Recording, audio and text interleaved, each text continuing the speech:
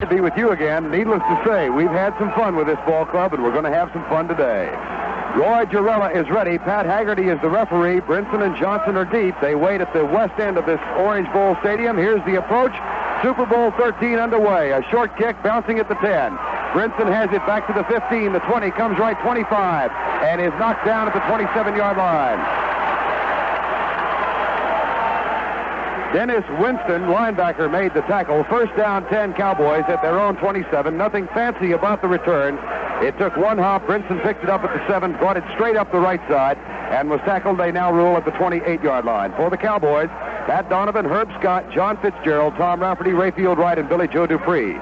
On the front line, the wide receivers, Drew Pearson and Tony Hill. In the backfield, Tony Dorsett and Robert Newhouse. And the quarterback is Roger Staubach as the Cowboys come to the line on first down 10. I set, now the shift. Tony Hill and Drew Pearson are both wide right. Now a shift back into the eye with Dorsett the deep back, and Drew in motion wide to the left side, rotating Pittsburgh defense. Handoff, Dorsett going to the left, tries to dart outside and does. 30, 35, out of bounds at the 37-yard line. Tony picked up 9. The Cowboys, Brad, will be going at that left side most of the afternoon. Yeah, we expect them to run that way and throw that way as well. Another thing, and I know there are a lot of people, Verne, sitting at home watching us on television and with the sound turned down, listening to us. So if you're doing that, keep a close eye on the middle of the Steeler defensive line. Now, that time they lined both of the tackles up in the gaps. In fact, they shifted them into the gaps. And you saw Lambert being very active behind them. What they'll try to do is avoid getting 2 blocks on either of the tackles so that someone is free to take Lambert. Second down 1, Dallas at their own 37-yard line. Split back this time behind Staubach. Newhouse to the left side, Dorsett to the right. The handoff, Dorsett, center of the field, straight up to the 50 and down at the Pittsburgh 47. Tony picks up a bundle. Donnie Shell saved a possible 6 points. And they came out of the gap defense that time. The Steelers lined up on the nose. Steve Furness, the right tackle, was straight over the man, over him, the left guard of the Cowboys, Herb Scott. And, of course, the key thing so far is that there were a lot of people, a lot of forecasters who said Dallas can't run on Pittsburgh. That will be the key, obviously, and the offensive line has been thinking about that all week. They want to run the ball today.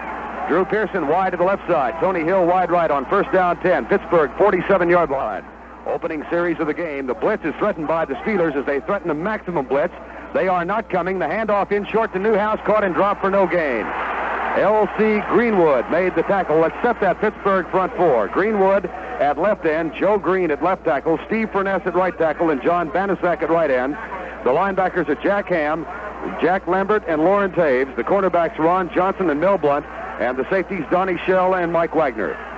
It'll be second down 10. No gain last play. Cowboys have run the ball on 3 consecutive plays. Dallas going left to right in the opening series. That is west to east in this unusual configuration for a football stadium. Tony Hill goes left side this time against Mel Blunt. And Drew Pearson comes wide to the right side. I formation, Pearson in motion. Pitch out, Dorsett. Power sweep to the right with Newhouse in front. Tony to the 40. Tony to 35 and out of bounds at the 34-yard line. He's got another Dallas first down coming to the right side this time. Dorsett has picked up a bundle of 3 carries. 25 yards on 3 totes of the football for TD. And one of the big blocks on that play delivered by Robert Newhouse, taking out Ron Johnson, the cornerback on the left side, the rookie from Eastern Michigan who came up, tried to close. And Newhouse, of course, there's a great story about the fullback situation, as you know from having a long talk with Scott Laidlaw the other night, but both with a lot of pride. And Newhouse, wanting very much to show well in the game, got a great block on Johnson that opened the hole. Jackie Smith has now made an appearance in his first Super Bowl. After 16 years, Jackie is at tight right end, and Dupree tight to the left side. Drew Pearson in motion, the only wide receiver. I set behind Staubach, pitch out Dorsett, reverse back, they fumble the ball, and Pittsburgh recovers. Drew Pearson fumbled the ball when he's attempting to pitch it back to Roger Staubach. And the Steelers have come up with the football at their own 47-yard line. Now that's going to hurt. First of all, the Steelers have great field position. Second of all, another thing we expected from the game plan was that the Cowboys would come out with the gimmicks, challenging the Steelers, trying to make something happen, but turnovers have been the key. Pittsburgh took the ball away from Houston 9 times in the AFC Championship game. We're +9 on turnovers for the season. Here come the Steelers on offense. Both wide receivers come wide left. Lynn Swan in the slot, Stallworth outside. Terry Bradshaw, the quarterback, Blyer, and Franco Harris, the setbacks. Blyer in motion. Pitch out. Franco Harris going wide. Waters has him wrapped up and dropped for no gain. Perhaps a loss of 2. And Thomas Hollywood Henderson was also there. He lost a yard. Fine play by Thomas, who was supporting Charlie, or maybe being supported by him. And I was watching Thomas on that play because of all the attention he's gotten all week. Grossman came at him with a block. Thomas straight out, held him at bay till the play came that way, threw Grossman to the side, and then went in and made the tackle. Same formation again, both wide receivers wide left on 2nd down and 12. Split backs behind Terry Bradshaw, who looks out to his left on 2nd down. Ball just across the 45. Up and down set, Bradshaw changing at the line of scrimmage. Now the Pittsburgh Steelers have the ball. Handoff goes to Franco. Can't find room. Wrapped up 1 yard. Randy White and Bob Brunig got him that time. It'll be 3rd down and 10. And give a lot of credit to Brunig because, as you said, that Terry was audibling at the line. Brunig was changing the defensive signals. And then the Cowboys line spaced out about another yard. They adjusted their shifting. And Brunig and Randy White did a great job of staying at home and clogging the middle up. Prevent defense is in for the Cowboys. Mike Hegman and Randy Hughes have joined the backfield. Bradshaw puts both of his wide receivers wide right now on 3rd down and 9. Wide split in the backfield. Grossman is tight to the left side with Henderson on him. Bradshaw back to throw. Blitz is on. He fires it deep, and it's caught at the Cowboy 40-yard line. A sensational catch by John Stallworth. Bradshaw had just under 3 seconds to deliver the ball that time. 1st down, 10, Pittsburgh. It was a sensational catch by Stallworth because he was hit as he caught it by Randy Hughes. And in addition to that, Harvey Martin got very good pressure from the right side, and he was harassing Bradshaw. That's something we'll have to keep our eye on today, because if they get that kind of pressure, then Bradshaw's going to have to release it more quickly, obviously. 1st down, 10, Pittsburgh, 11:02 to go in the 1st quarter. No score. First time the Steelers have been in Cowboy country. This is their first possession. This time, Swan is wide to the right side and Stallworth wide left. Bradshaw, play action, will throw on 1st down, has all day. Fires it deep on the sideline, over the head of John Stallworth. He made a great catch, but he came down out of bounds. Leaped up and caught it one-handed, but it'll be 2nd down and 10. Overcast skies here in Miami, but temperature of 74 degrees and a light rain beginning to fall again as the umbrellas come out. The Cowboys had moved into Pittsburgh country and were moving the ball almost at will in their opening series. But the fumble on the attempted reverse pitch back to Roger Staubach cost him. Now the Steelers have a 2nd down 10. Stallworth comes wide left against Aaron Kyle, and Lynn Swan is wide right against Benny Barnes. Bradshaw looks at the secondary, hands it off to Blyer. Power sweep right side. Henderson fights off a block. Barnes comes up and makes the tackle. They picked up a yard. It'll be 3rd down and 9 as Barnes made the help after Henderson did a super job of fighting off the block of Franco Harris. Henderson did do a great job, and he slowed the play up because that Blyer wanted to explode through there, but Henderson stood the blocker up in the hole and gave Benny time to get over. Gene Stallings said on our talk show in Dallas a week ago before the Cowboys came down here that he thought 3rd down would be very, very important in the game. And 3rd and long twice now. Steelers converted the first one. Now we'll see. 3rd down and 8 officially with 10:40 to go 1st quarter. Stallworth left, Swan right. Benny Barnes is on him. Prevent defense in for the Cowboys. Bradshaw drops straight back. Again, has plenty of time. Goes on the right side. It is caught at the 28-yard line by the tight end, Randy Grossman. Apparently enough for the 1st down at the Cowboy 29. That time, 2.9 seconds for Bradshaw to get rid of the ball. You figure if you give a quarterback 2.5, he's got all the time he needs. That time the pass protection was the best it's been so far. Charlie Waters made a stab at the ball, and Henderson was laying about a yard off Grossman, which is why Randy was able to make the catch. Fine try by Waters at the interception, but he waved right by the ball. 2 key 3rd down conversions for the Steelers on this drive, and they have it at the Cowboy 28 now officially. Bradshaw looks into Bob Brunig's eyes once again. Cowboys threaten the blitz. Bradshaw will throw, pumps once, goes deep in the left corner for Stallworth. He's down there, caught! Touchdown! Double coverage on John Stallworth made the grab. Pittsburgh leads it 6-0. Pressure on Bradshaw has to be the key. And Terry has had time to throw. Verne had to hesitate a moment because we got a fan with an umbrella right in front of us, so we got to stand up and look over him. And the pattern went down into the corner of the end zone. Bradshaw made a heck of a throw, and Stallworth made a fine catch, and as Verne said, he beat double coverage. made the catch, teeter-tottering on the sideline. We had to wait for the official to make sure he was in bounds. He was. Roy Girella is on to try and convert, and the Steelers taking advantage of the turnover of drawn first blood. Greg Colquitt will hold, and Girella will try the extra point that could make it 7-0. Here's the snap. Girella's kick. Got it. There's a timeout on the field with our score. The Pittsburgh Steelers 7, the Dallas Cowboys nothing. Dallas Cowboy football continues after this word. Hey, Dallas Cowboy fans. How would you like to pin the Cowboys to the wall? It's easy if you know how. All you have to do is stop in at more than 700 participating Texaco Good Guys, and for a nominal price, walk out with a beautiful full-color poster of the entire 78 Dallas Cowboy team. It measures a big 23 by 36 inches, and it's suitable for framing. On one side is the official picture of the Super Bowl champs, signed by all the players, and a blown-up picture of the Super Bowl 12 championship ring. On the reverse side, you'll find exciting shots of Tom Landry's football machine in high gear, plus an 8.5 by 11 picture of one of the best quarterbacks in football, Roger Staubach. There's even a collection of facts and figures on the team's history to help you settle any arguments. There's so much here, you may want to display both sides at once. So you can get 2 of these posters at your participating Texaco Good Guy. See him today for details, and pin the Cowboys to the wall twice. Steelers drive 53 yards for the first touchdown of the game. It comes with 9:47 remaining in the first quarter. 2 key third down passes, had a tremendous heave by Terry Bradshaw. And as you said, they only had to go 53 yards because they got the turnover.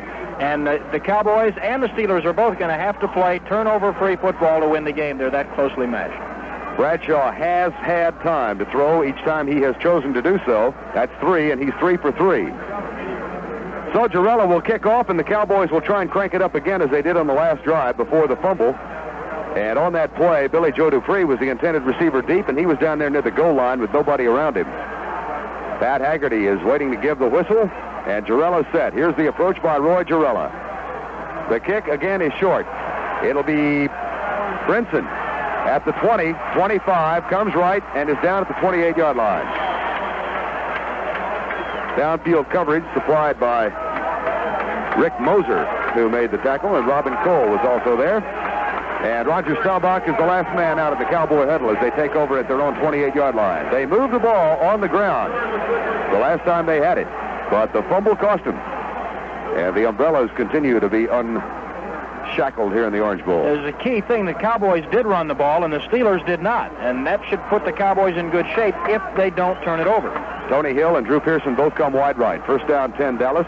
Split backfield. Now Dorsett goes in a wing to the left side.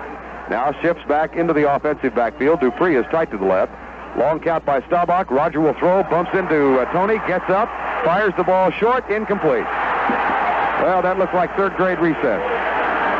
Busted play, and I would say it was busted by number 33, who was obviously in the wrong place because Staubach dropped back and bumped into him and fell down. And then as you say, just deteriorated. That was the good news. Yeah. And it went downhill from there. And that doesn't demonstrate the kind of mental sharpness that you want to have in a game like this. Burton Lawless brings the play in for the Cowboys. Tom Rafferty on the bench. John Fitzgerald breaks the huddle and leads him up. Drew Pearson comes wide right against Ron Johnson, the young rookie cornerback. Tony Hill is wide to the left against Mel Blunt. I set, now the shift. Newhouse comes right. Dorsett to the left. Roger, draw play. Tony comes to the right. He's to the 30. Bangs into a man and is down at the 32. It'll be third down and 5. Jack Ham made the tackle. Yeah, but the man he banged into was Rayfield Wright. Yep. A great block, by the way, by Herb Scott. As the draw was set up at the line of scrimmage, Herbie only blocked 2 Steelers and let Dorsett explode through there. And then really, if he hadn't bumped into the big cat from behind, he might have pushed it. As it is, it's a long yardage situation on third down and about 7. Shotgun formation for the Cowboys. It is officially third down 6. Butch Johnson is in the ball game. Tony Dungy comes in as a 5th defensive back, and the Steelers threaten a maximum blitz. They have everybody up on the line of scrimmage. Roger has the snap. Here comes the blitz. He pops it deep for Butch Johnson at the 50, to the 45, and down at the Pittsburgh 43. And we've got our first altercation of the afternoon. Ron Johnson and Butch Johnson. Roger got rid of that ball in less than 2 seconds, about 1.9.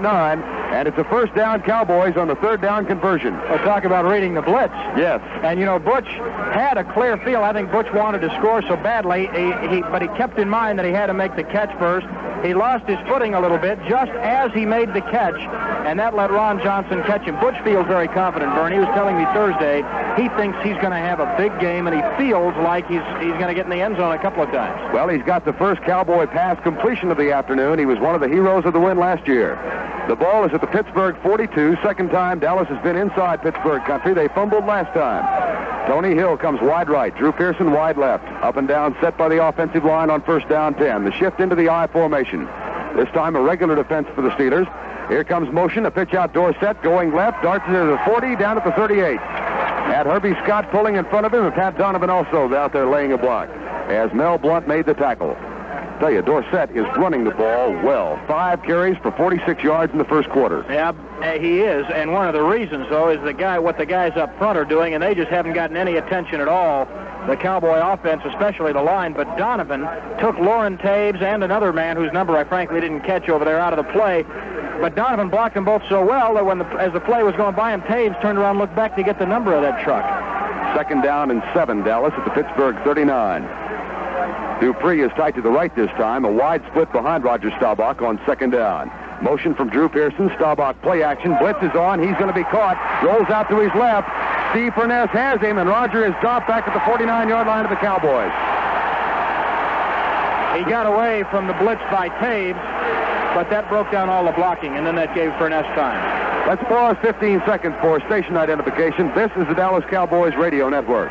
Who's planning your retirement? If you are, find out about the high-interest, tax-deferred retirement plan that's the talk of the town. IRA, the individual retirement account at First Texas Savings of Dallas. Metro Media Radio for the Metroplex. KRLD, Dallas. First sack of Staubach this afternoon. In Super Bowl X, he was sacked 7 times by the Steelers. That is a Super Bowl record. And it's now third down 19 Dallas with 6:55 to go opening quarter. Shotgun formation for the Cowboys. They converted on third down last time. This one much longer. Ball just shy of midfield. Here's a snap back to Staubach, a 3-man rush. Roger rolls to his right, has all day, looks deep, can't find anybody, rolls back left, caught and dropped at the 38. L.C. Greenwood finally got him, and Dallas will have to punt. That time he had 5.3 seconds to get rid of the football. Well, which just tells you worlds about the downfield coverage, because he's got all that time, and he never looked to run it, Verne, which is something I thought he might do, but of course he had so far to go to get the first down all the way down to the 32. But boy, the downfield coverage was great because the blocking was certainly there, and Danny White's in to kick it away down to Theo Bell. Steelers. Theo Bell.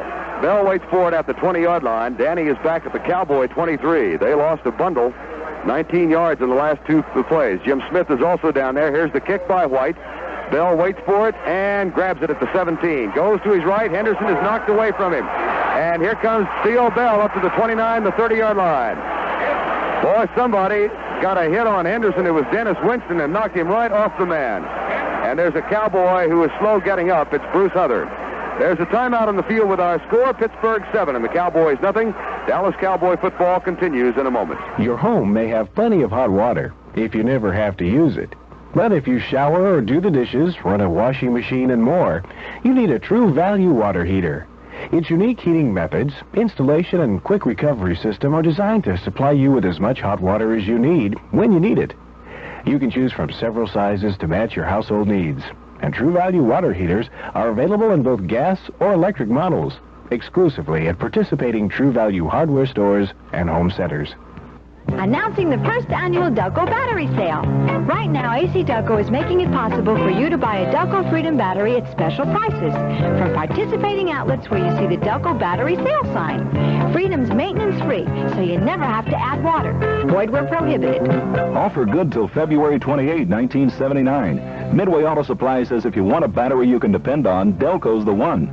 Find the Freedom battery at any of 3 Midway Auto Supply stores in Dallas, Southampton, South Lancaster, and East Jefferson.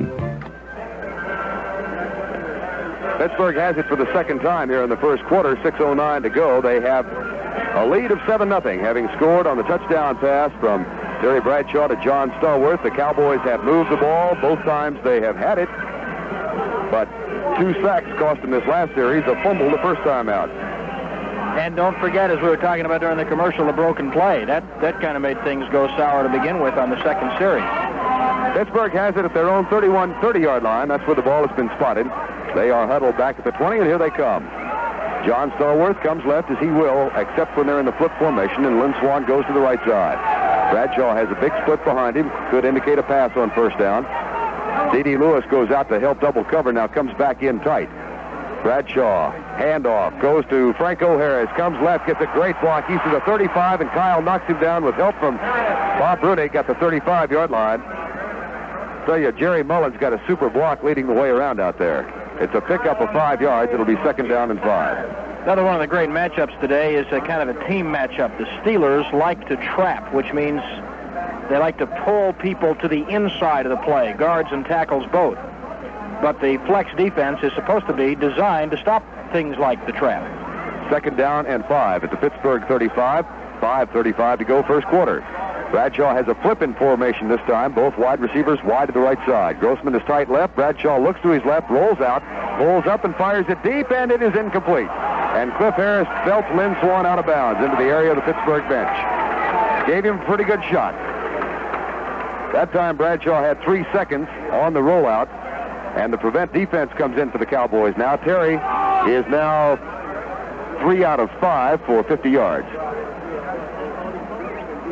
D.D. Lewis and Bob Brunig come out. Randy Hughes and Mike Hegman go in. It'll be 3rd down, 5. Dave Stalls also comes in for Larry Cole. Steelers are huddled back at the 25-yard line. They break and come up. 3rd and 5 with 5:23 to go, first quarter. Grossman is tight to the left side. Henderson and Charlie Waters are both over there on him. And the 2 wide receivers are wide right. Big split in the backfield. Bradshaw has it, straight drop back. Has time again. Comes across the middle, caught.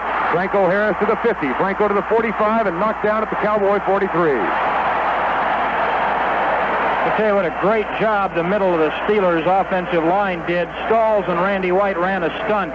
Stalls coming to the right side and White to the left side, and the Steeler middle clogged it all up and gave him nowhere to go, which is why Bradshaw had so much time to dump it off to Franco Harris coming in on the underbelly of that coverage. That is the third down conversion for Pittsburgh, and they've had only 3. They have the ball in Cowboy country again at the Cowboy 42.5-yard line. 1st down, 10. Stallworth left side, Swan right. Bradshaw had 2.8 on the last play. Cowboys threaten the blitz look. Bradshaw has it, play action, fakes and drops back, goes in the right flat. Man is open, Swan caught, 1st down at the Cowboy 30. Benny Barnes with the tackle, but it's another 1st down, 10 Pittsburgh. Laying off a little bit and giving Swan the respect that he has to have on that pattern like that. For just a moment, it looked like Ed Jones was going to really apply some pressure because he broke free of his block, but he didn't seem to really have a good head of steam going in on Bradshaw, so he didn't pressure him much. And you give him that kind of time, and you see what happens, and the passing game is awesome so far for the Steelers. Lynn Swan is now past Max McGee as the all-time Super Bowl receiving yardage leader. Little Marco Orstano note for us. 1st down, 10 at the Cowboy 30. Regular set, Bradshaw to throw. Drops back, here comes Harvey. Pass goes in the left side. D.D. Lewis intercepts at the 15. D.D. to the 20, to the 25, to 30. Down at the 35-yard line of the Cowboys. Bradshaw threw it right in the arms of Cowboy linebacker D.D. Lewis. Well, that's just what the Cowboys have to have. The turnovers are now even at 1, and we're going to take some time out on the field. There's a timeout on the field with our score. The Cowboys nothing and Pittsburgh 7. Dallas Cowboy football continues after this word. At McDonald's, we scramble to serve you fast so you can eat nice and slow. Miss McDonald, lady? Yes? See my wife over there, the one in the raincoat? She's Oh, yeah. kind of hard to bathrobe, but we just came over for breakfast. She's eating the scrambled eggs. She's waving. There she is. Wave back. Hi, honey. Okay. She wants to know, miss, can I have your attention? She wants to know how you make the breakfast so good. You're the one. How? I mean, like the eggs. I like these eggs. We're really cracking for you. We just scramble them up. The eggs are fresh. Grade A fresh. They are fresh, honey. Grade A fresh. She says they're fresh. What? I said Grade A fresh, honey. Eggs taste so fresh, Louis. Well, that's because they're fresh. I'll be over there in a second. Wait. You're the one.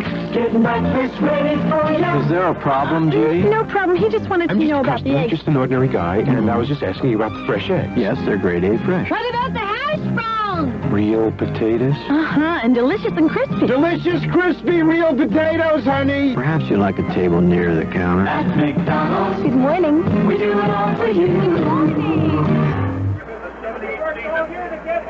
Back to play, and Myron Cope is upset. He's a Pittsburgh announcer next door. He just said some things that we can't say on a family radio station. I thought I heard a nasty from him. Yes. Well, it's first down 10 Cowboys at the 35. This is their third possession. They have been across the 50 both times. The first time fumbled at the 47. The second time, 2 quarterback sacks pushed them back to the 29. And again, just trying to make the point we're talking about during our break. If the Cowboys keep the Steelers from running as they have, make them throw all day, you got to believe sooner or later you're going to get the turnovers. And those are even now at 1, but the Cowboys really need some points out of this, Verne. First down 10 at the 36-yard line. Officially, Cowboys have it with 4:18 to go.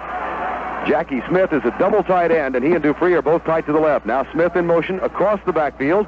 The handoff goes to Newhouse, and he charges up high for about 3 yards out near the 38-yard line. Jack Ham made the tackle. Good defensive pressure applied by the front 4 and linebackers of Pittsburgh, and there wasn't much of a gap on that play. Now Hill comes in, and Smith goes out. Incidentally, we'll assume that there are no Pittsburgh spies back in Dallas listening to KRLD. You want to assume that? I can assume that. Okay. The tight end pass with Jackie Smith throwing the ball deep to Tony Hill is in the game plan. No. Yes. Jackie Smith is still in the ball game. Tight to the right side.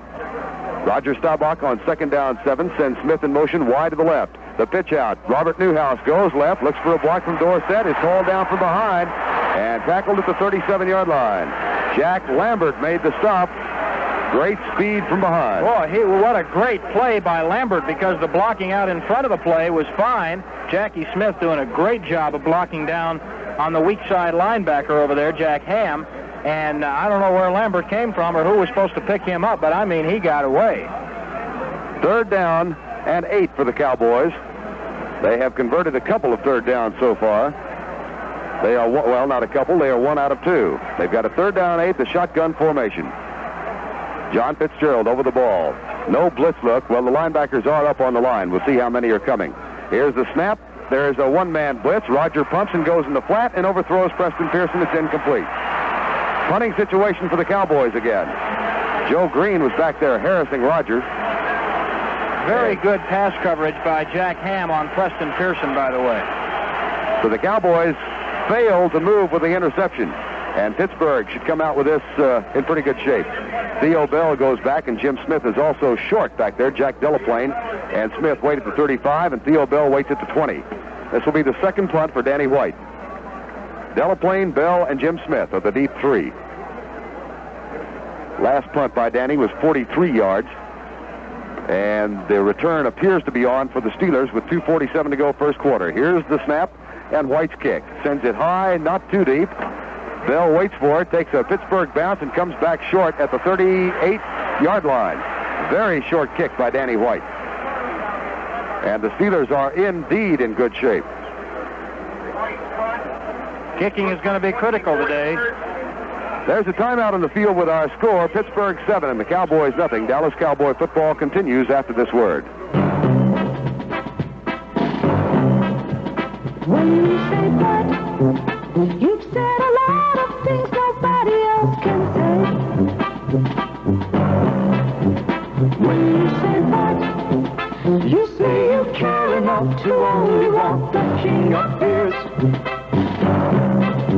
When you say Budweiser, you've said it all. Anheuser-Busch, St. Louis. Life insurance, the State Farm way. It's designed for your way of living. For students or young adults, it could mean a head start in life. And the sooner you start it, the lower the premiums. See your State Farm agent. And like a good neighbor, State Farm is there. Give your nearest Metroplex State Farm agent a call. Look for their listing in the yellow pages. 2 minutes and 37 seconds remaining first quarter. 7-0 Steelers on a pass to John Stallworth of 23 yards. And they've got the ball again. Stallworth comes wide left on first down 10 at the 38-yard line. Lynn Swan wide to the right. Steelers haven't run the ball in the Cowboys, but Bradshaw has had the hot hand on third down specifically.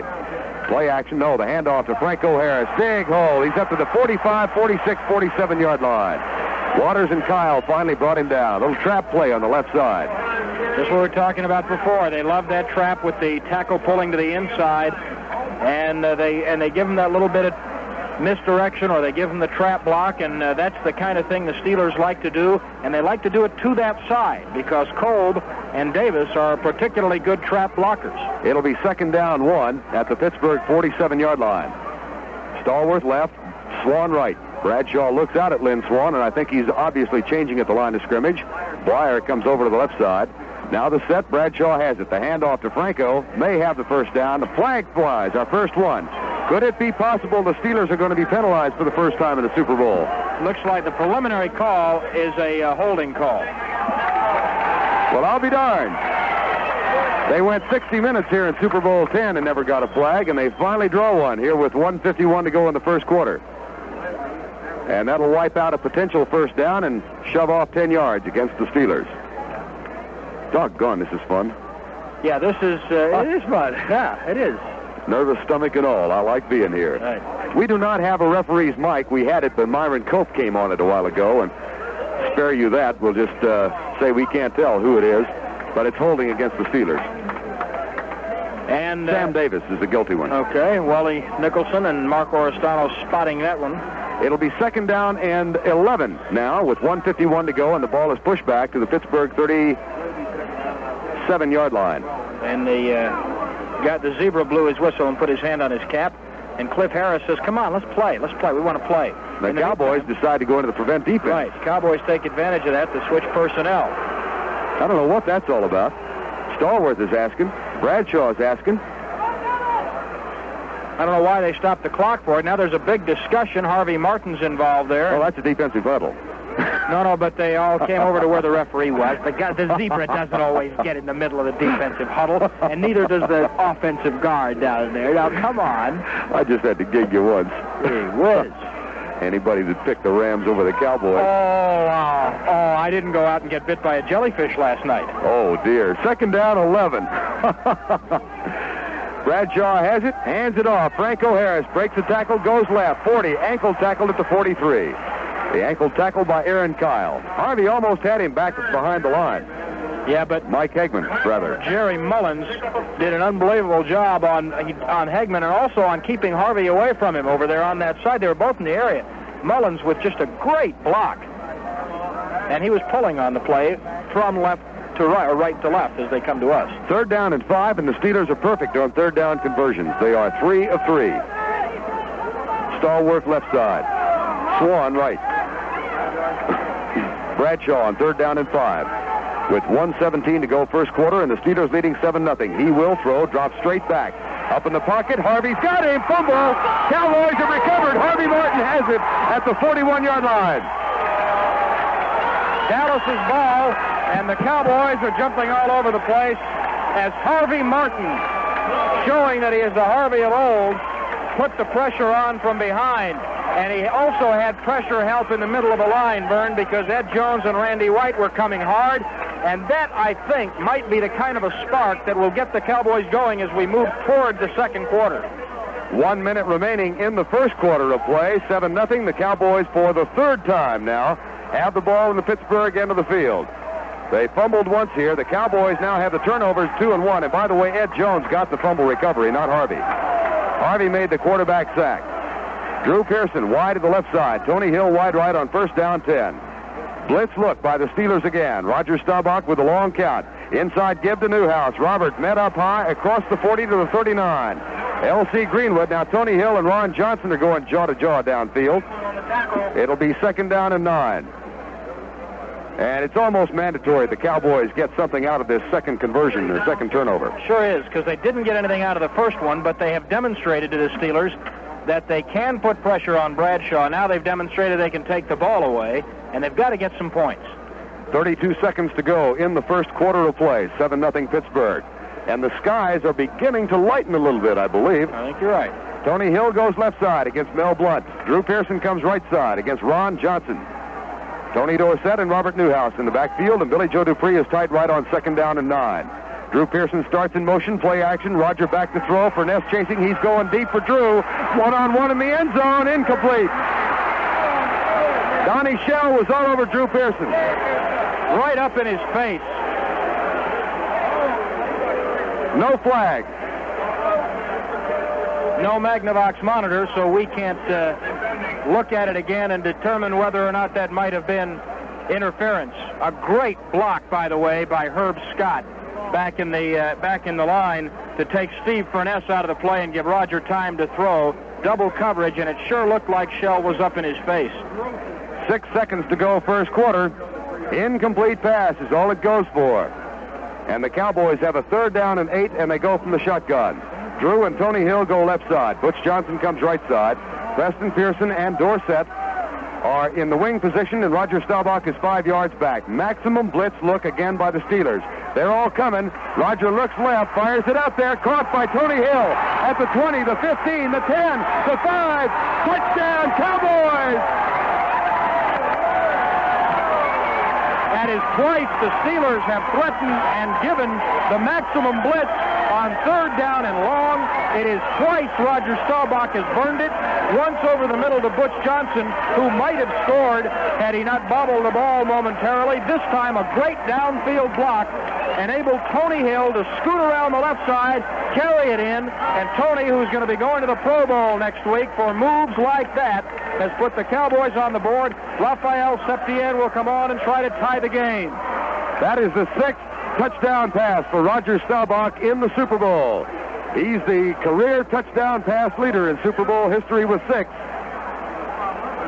And the Cowboys... Hey, I just saw a Magnavox monitor. Did you?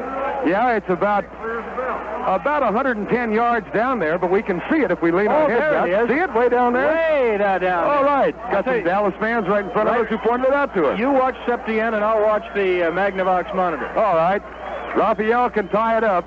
Charlie Waters will hold. Time has expired here in the first quarter. The kick is up. He got it. We're tied at 7. That's the end of the quarter with our score. The Dallas Cowboys 7 and the Pittsburgh Steelers 7. Dallas Cowboy football continues after this word. Oh, I'm all right, I guess. Sir? Huh? You don't seem very merry. Boy, I'm not. Could you tell? Sure. I thought I was covering it up. What's the problem? Well, I call for my pipe. Takes forever for it to get. I call for my bowl. Another forever. Call for my Fiddlers 3. Yeah. I don't know when they'll show up. Why don't you put them into a Chevy Chevette? Chevy Chevette? The best-selling hatchback in America. Oh, I hadn't thought of that. Well, they Got a lot of Kingdom stuff on my mind. Chevette's got room for 4 adults, so that's yourself. And the Fiddlers 3. They can open up that hatchback and Carry a pipe and a bowl. And Chevette's got other standard equipment that's fit for a king, like the AM radio, White striped tires. sports steering wheel. You know where I can get one? I'm a king. You can get They should anything. bring it to me if I'm a king. Absolutely. Really? Mm-hmm. That's a merry old soul. Chevy Chevette. Some equipment not standard on the Chevette scooter. Harold, Yes? bring my pipe. No, I shouldn't try it yet, should I? I should wait till I get the Chevette, or I'm just courting heartbreak here. I'll wait then. The Dallas Cowboys, on a 39-yard pass from Roger Staubach to Tony Hill, have tied this dandy up at 7 as we begin quarter number 2. Raphael Septien, who kicked the tying point, will kick off now. And the deep man for the Steelers should be Larry Anderson. Larry Anderson and Jack Delaplane and Rick Moser. Thank you, Wally. Quarter number 2. Verne Lundquist along with Brad Sham. Pat Haggerty waits for waits to give the whistle. This is like a phone booth up here. Yeah, it really is. It's a little tidy. Haggerty's finally ready. And Septien will kick off. Here comes the boot. It's a short one. And bounces at the 20, taken by Anderson at the 25. Comes left, 30. Looks for a block, goes back to his left, looks for more block. Gets around the corner, is finally nailed. Now he's still on his feet. Now he's taken down at the 25. Dennis Thurman contained the play. Actually, there were several Cowboys who just refused to let Anderson free. Dennis was one guy, Hegman was another, Henderson was another. But Thurman was the guy who finally just bottled him up over about a lateral span of about 3 or 4 yards. Well, I just want to go back 1 second on the touchdown run by Hill. You've got to mention the downfield block thrown by Drew Pearson, which really let him free. Absolutely. It was about at the 20-yard line, and it got Tony around it. By the way, that is the first touchdown the Steelers have allowed in the first quarter all season. And the Cowboys got it on the last play of the first quarter. 7-7 game. Bradshaw has him at the line to the flip right. Rocky Bleier in motion out of the backfield. Bradshaw drops back and looks his way. Has time. Goes out left. It is caught up at the 37-yard line. Well, if that's a catch, then Grossman just made the catch of the day. Holy cow. You're right. I'll tell you, he had Bleier circling out of the backfield, and Charlie Waters was step for step with him, and it looked like that's where Bradshaw was looking, and I think it was the intended receiver. And Waters just did a great job of covering him, and Grossman came from underneath the pattern right to left, and he made a diving fingertip catch. And that's what the Steelers have been saying all week long. I hope they don't think Grossman can play because he's done a great job. And that time he got away. Maybe Thomas is going to have to watch him just a little closer. First down 10, Pittsburgh at the 38-yard line. 7-7 game, quarter number 2 just underway. Swan right side, Stallworth left. Bradshaw has really been brilliant throwing the ball. Here's the handoff to Franco. Darts left, tries to get outside and does. Ed Jones chases him and pushes him out of bounds up at the 44-yard line. They almost had him contained. But he does such a great job, especially for a big man, of shifting at the last second and dancing to the outside. And he picks up a bundle on that carry. You know, the funny thing about him is that he had another 1,000-yard year, but his average per carry was under 4 for the first time in years, down to like 3.5 yards a carry, but he is so deceptive and so quick for a big man. He's got 28 yards on 6 carries now. Rocky Bleier has carried only once. It's 2nd down and 3 at the Pittsburgh 44. Bradshaw has Swan to the right side again. The handoff inside to Franco, jammed up and hauled down by Ed Jones, a yard short of the first down. Boy, what a nice play by Tutall. They gave a little misdirection block to Brunig, who came driving up the middle, and a nice move by Webster showing why he's all pro, just kind of brush blocked Brunig aside. But whoa, did Ed Jones fill the hole or what? Larry Brown and Steve Corson come in as extra linemen now. It'll be 3rd down and 2, Pittsburgh. And they have the ball at their own 45. Extra blocking linemen, in effect 3 tight ends, though they're tackles. And Rocky Bleier goes over to the left side. It's a double wing set with Grossman off the line on the right side. Franco gets it at the left and may have the first down at left guard. I think so. D.D. Lewis made the tackle, but it looked like Franco picked up the first down. He did. And the Steelers still have not had to punt. No, Davis, Brown, and Kolb doing the blocking on the left side, and they only had to open a little teensy door, and they did. And the Steelers are in business with a first down at their own 48. Tell you, they are moving the ball on the ground now, which they were not early in the first quarter. Hey, it's getting kind of nice now. It's really clearing up. First down 10, Swan right, Stallworth left. Bleier and Harris back there. Bradshaw drops back to throw, has time again, goes across the middle, incomplete. Charlie Waters and Thomas Henderson surrounding Randy Grossman. And give an assist to Randy White, who again ran a stunt and looped around, charging up the middle, and got a hand in Bradshaw's face. He didn't, and that's what they call a pressure. That doesn't show up in the sacks statistics, which the Cowboys led the league in this year, by the way, but it's the pressure. You don't always have to drop the guy, but you've got to make him know you're there. Steve Corson has replaced Jerry Mullins at right guard now for the Steelers. Cowboys defense looking at a 2nd down and 10 situation. 12:28 to go first half. 7-7 ball game. Flip to the left side, and Grossman is tight right with Henderson up on the line of scrimmage on him. Bradshaw has Harris directly behind him. Terry fakes, drops back. Here comes the rush. Larry Cole chasing him. Bradshaw pumps once, pulls up, fires it deep, almost intercepted by Charlie Waters. It's incomplete. Henderson almost got to Bradshaw after Larry Cole had the initial pressure. It'll be 3rd down and 10. Yes, if Cole were a little quicker, like he used to be, maybe. But Cole had great initial pressure, and Thomas Henderson almost dropped Bradshaw. And I think Thomas is getting his feet on the ground, Verne, because he's starting to clown it up a little bit out there now. 3rd down and 10 for the Steelers with 12:20 to go first half, and I think we are beginning to get a glimpse of the sun out behind us here. Yes, sir. Sun's coming out, gang. It's 3rd and 10, Steelers at their own 48-yard line. 7-7 ball game in Super Bowl 13. Flip to the right side this time. Stallworth the inside man. And Swan is deep. Prevent in for the Cowboys. No blitz look. There's a delayed blitz, and Bradshaw fumbles the ball, picks it up, rolls out, caught and dropped by Thomas Hollywood. It's picked up now by D.D. Lewis. He's to the 15, the 10, the 5, and in for a touchdown if it all stands. It's Hegman. It's Mike Hegman. It's Mike Hegman who picked up the hit after Henderson laid in to Terry Bradshaw. All right, now follow us. Bradshaw bobbled the snap as he came away and kind of pitched the ball forward in the air, brought it back down, but as he did, Henderson and Hegman popped into him. Double hit. Now the ball pops free. Hegman scoops it up and tears downfield, and the play was continuous and moving, so that's a fumble recovery for Mike Hegman, who scores a touchdown in the Super Bowl, and Septien is on to try and put the Cowboys up by 7 points. The thing you were scared to death of was that the whistle had blown. It had not. And it was Hegman instead of Lewis, and I apologize, but I just saw 50 or a 5 and couldn't tell who was on the other side. Here's Septien with a kick. Got it! Hey, folks, there's a timeout on the field with our score. The Dallas Cowboys 14, the Pittsburgh Steelers 7. It's going to stay that way. We need some mics. We got them. Yes, there is no timeout on the field, but it's still 14-7. Trying to take you through the play again. Bradshaw just couldn't quite hold on to the snap, and as he sprinted out, the ball popped up in the air. Now he brings it down, and it looked like he was looking downfield and he wanted to throw it. But because of the great pursuit from Henderson and from Hegman, he couldn't get rid of the ball. And what a crunch Thomas and Mike put on him. And Gene Shaw is going to tell me in a minute how long that fumble run was exactly.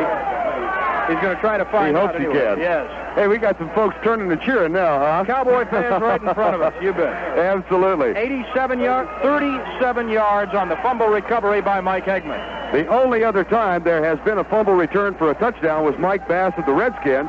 Tell you, they're selling these huge We're number one hands down here for $5 a pop for some styrofoam.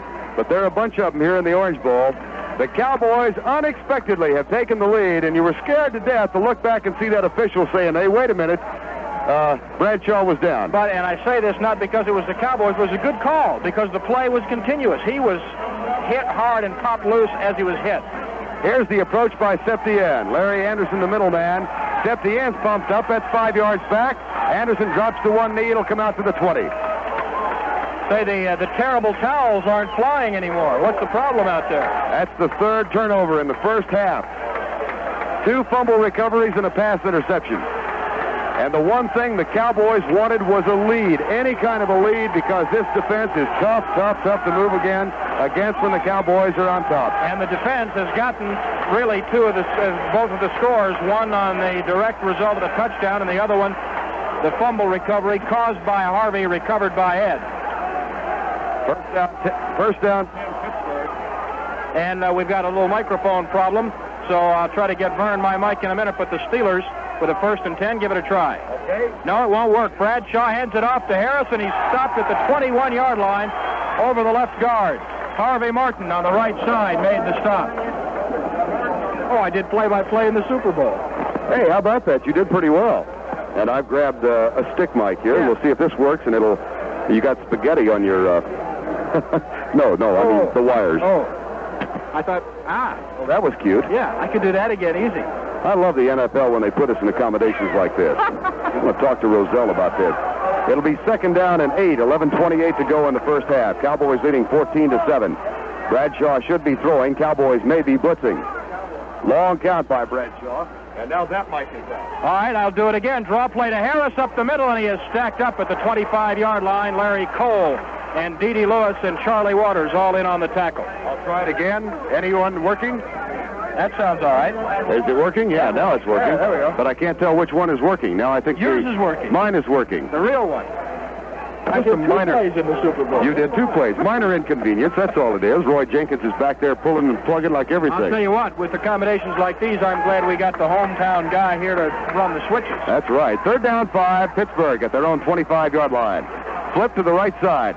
Pittsburgh has 3 turnovers in the first half. Bradshaw back to throw. Here comes the pressure. He goes short. It's caught by Stallworth. 10, 40, 45, 50, goes left. He's to the 40. He may score. He's to the 20. He is to the 15, the 10, the 5. Touchdown, Pittsburgh. 75 yards. And you can blame that one on the fact that Aaron Kyle went after the ball, and you got a guy like Stallworth, and he's going to get away from you. 2 touchdown catches by Stallworth, and Verne Stallworth has been brilliant for the Steelers in the playoffs. And there was no reason for the score, I'll promise you that. The Steelers had only Stallworth open. Kyle had him and dropped the ball, or dropped the tackle, missed the tackle. And it's a 75-yard touchdown pass from Bradshaw to Stallworth, and we're about to be tied up again with 10:25 to go in the first half of play. Jarrella is on to try and even it up. On a 3rd down 5, 75 yards, that ties the longest pass in Super Bowl history. And you may remember the last one, John Mackey, on a tip pass from Mel Renfro. Here's the snap. It's high. The kick is up, though, and it's good. There's a timeout on the field with our score now. The Steelers 14 and the Cowboys 14. Dallas Cowboy football continues in a moment. This is little old George Goebel for the Little Oil Company, Vickers of Wichita. We built a business with hundreds of stations selling petroleum products, fast, friendly, and priced right. And after more than 60 years of hard work, we're just a little oil company. But we think nice customers like you make us a great little oil company. Let me hear you say. Gas, gas, real fast. You better look for Vickers, look for the V, the Vickers sign. Gas, gas, real fast. Cheech-a-check, cheech-a-check, cheech-a-check. Jack in the Box. Now you're cooking, Jack. At Jack in the Box restaurants, we know that cooking up great burgers just isn't enough. That's why you'll also find us cooking up things like real onion rings, breakfast omelets with fresh eggs, super tacos, jumbo jacks, breakfast jacks. The food never stops at Jack in the Box. The food never stops at Jack in the Box. Cheech-a-check, cheech-a-check, cheech-a-check. Jack in the Box. Now you're cooking, Jack. John Stallworth has now caught 3 passes for 115 yards and 2 touchdowns. Bradshaw, 7 of 11 for 170, 1 interception, and only 2 sacks. What a game, huh? Oh, I mean, the Steelers go 75 after the missed tackle from Aaron Kyle. Here's Stallworth in the playoffs coming in 2 games, 11 catches for 2 touchdowns, and he's caught 2 touchdown passes today. Roy Jarrella will kick off, and we're back at 14-14 with 10:25 to go first half. Well, that's discouraging. What was I going to say about the Cowboys' defense plays best against when they've got a 7-point lead? Okay, gang. Well, we expected a great ball game, and it's been fascinating so far. Jarrella will kick off. Brinson and Johnson deep for the Cowboys. The sun is coming out here in Miami, although it'll be going down shortly. Here's the kick. Fairly short. Butch Johnson at the 10. Center of the field to the 15, the 20, 25. And Pyle drives forward to the 30-yard line, is down at the 31. Rick Moser made the tackle, rather. And the Cowboys take over first down 10. They have scored on a 39-yard pass from Staubach to Tony Hill. And a fumble recovery, returned for a touchdown by Mike Hickman. And they have the ball now, first down 10. Staubach is 2 out of 5 for 65 yards. He's been sacked twice. And he read the maximum blitz for the touchdown a couple of series ago. Flip formation to the right side, and Dorsett comes wing, now drops back in a regular set. Newhouse directly behind Staubach. The handoff to Newhouse, almost caught behind the line. He is dropped back at the 26-yard line by John Banaszak. It'll be second down and about 15. Well, Banaszak did a great job. Everybody pulling that time, and Banaszak sliced back inside Pat Donovan. You know, on the right side of their line now, they'll shuttle a lot of people, and you'll see Dwight White from time to time at that end. And you'll see Gary Dunn alternating a little bit with Furness at tackle. Well, what a great play Banaszak made that time for a loss of 4. Second down and 14. The ball is at the 20. Excuse me. 27. This is that jellyfish that got me last night. That's what I told you, don't go in the ocean that time of night. Second down and 14. Drew Pearson in motion wide to the right side. Roger pitches out to Tony Dorsett. Looks for a block. Is in trouble. Hauled down to the 24-yard line. Lost yardage back to the 24. Let's pause 15 seconds for station identification. This is the Dallas Cowboys Radio Network. From first down to first place, Verne Lundquist is there with all the action. Stay on top of the sports with the Pros' #1 pick. Watch Verne weeknights at 6 and 10 on News 8. Metro Media Radio for the Metroplex. KRLD, Dallas. 3rd down and 17 for the Pokes with 8:58 to go in the first half. Ball is back at the 24 now. Shotgun formation. Roger Staubach will be 5 yards back. Tony Hill and Drew Pearson come left.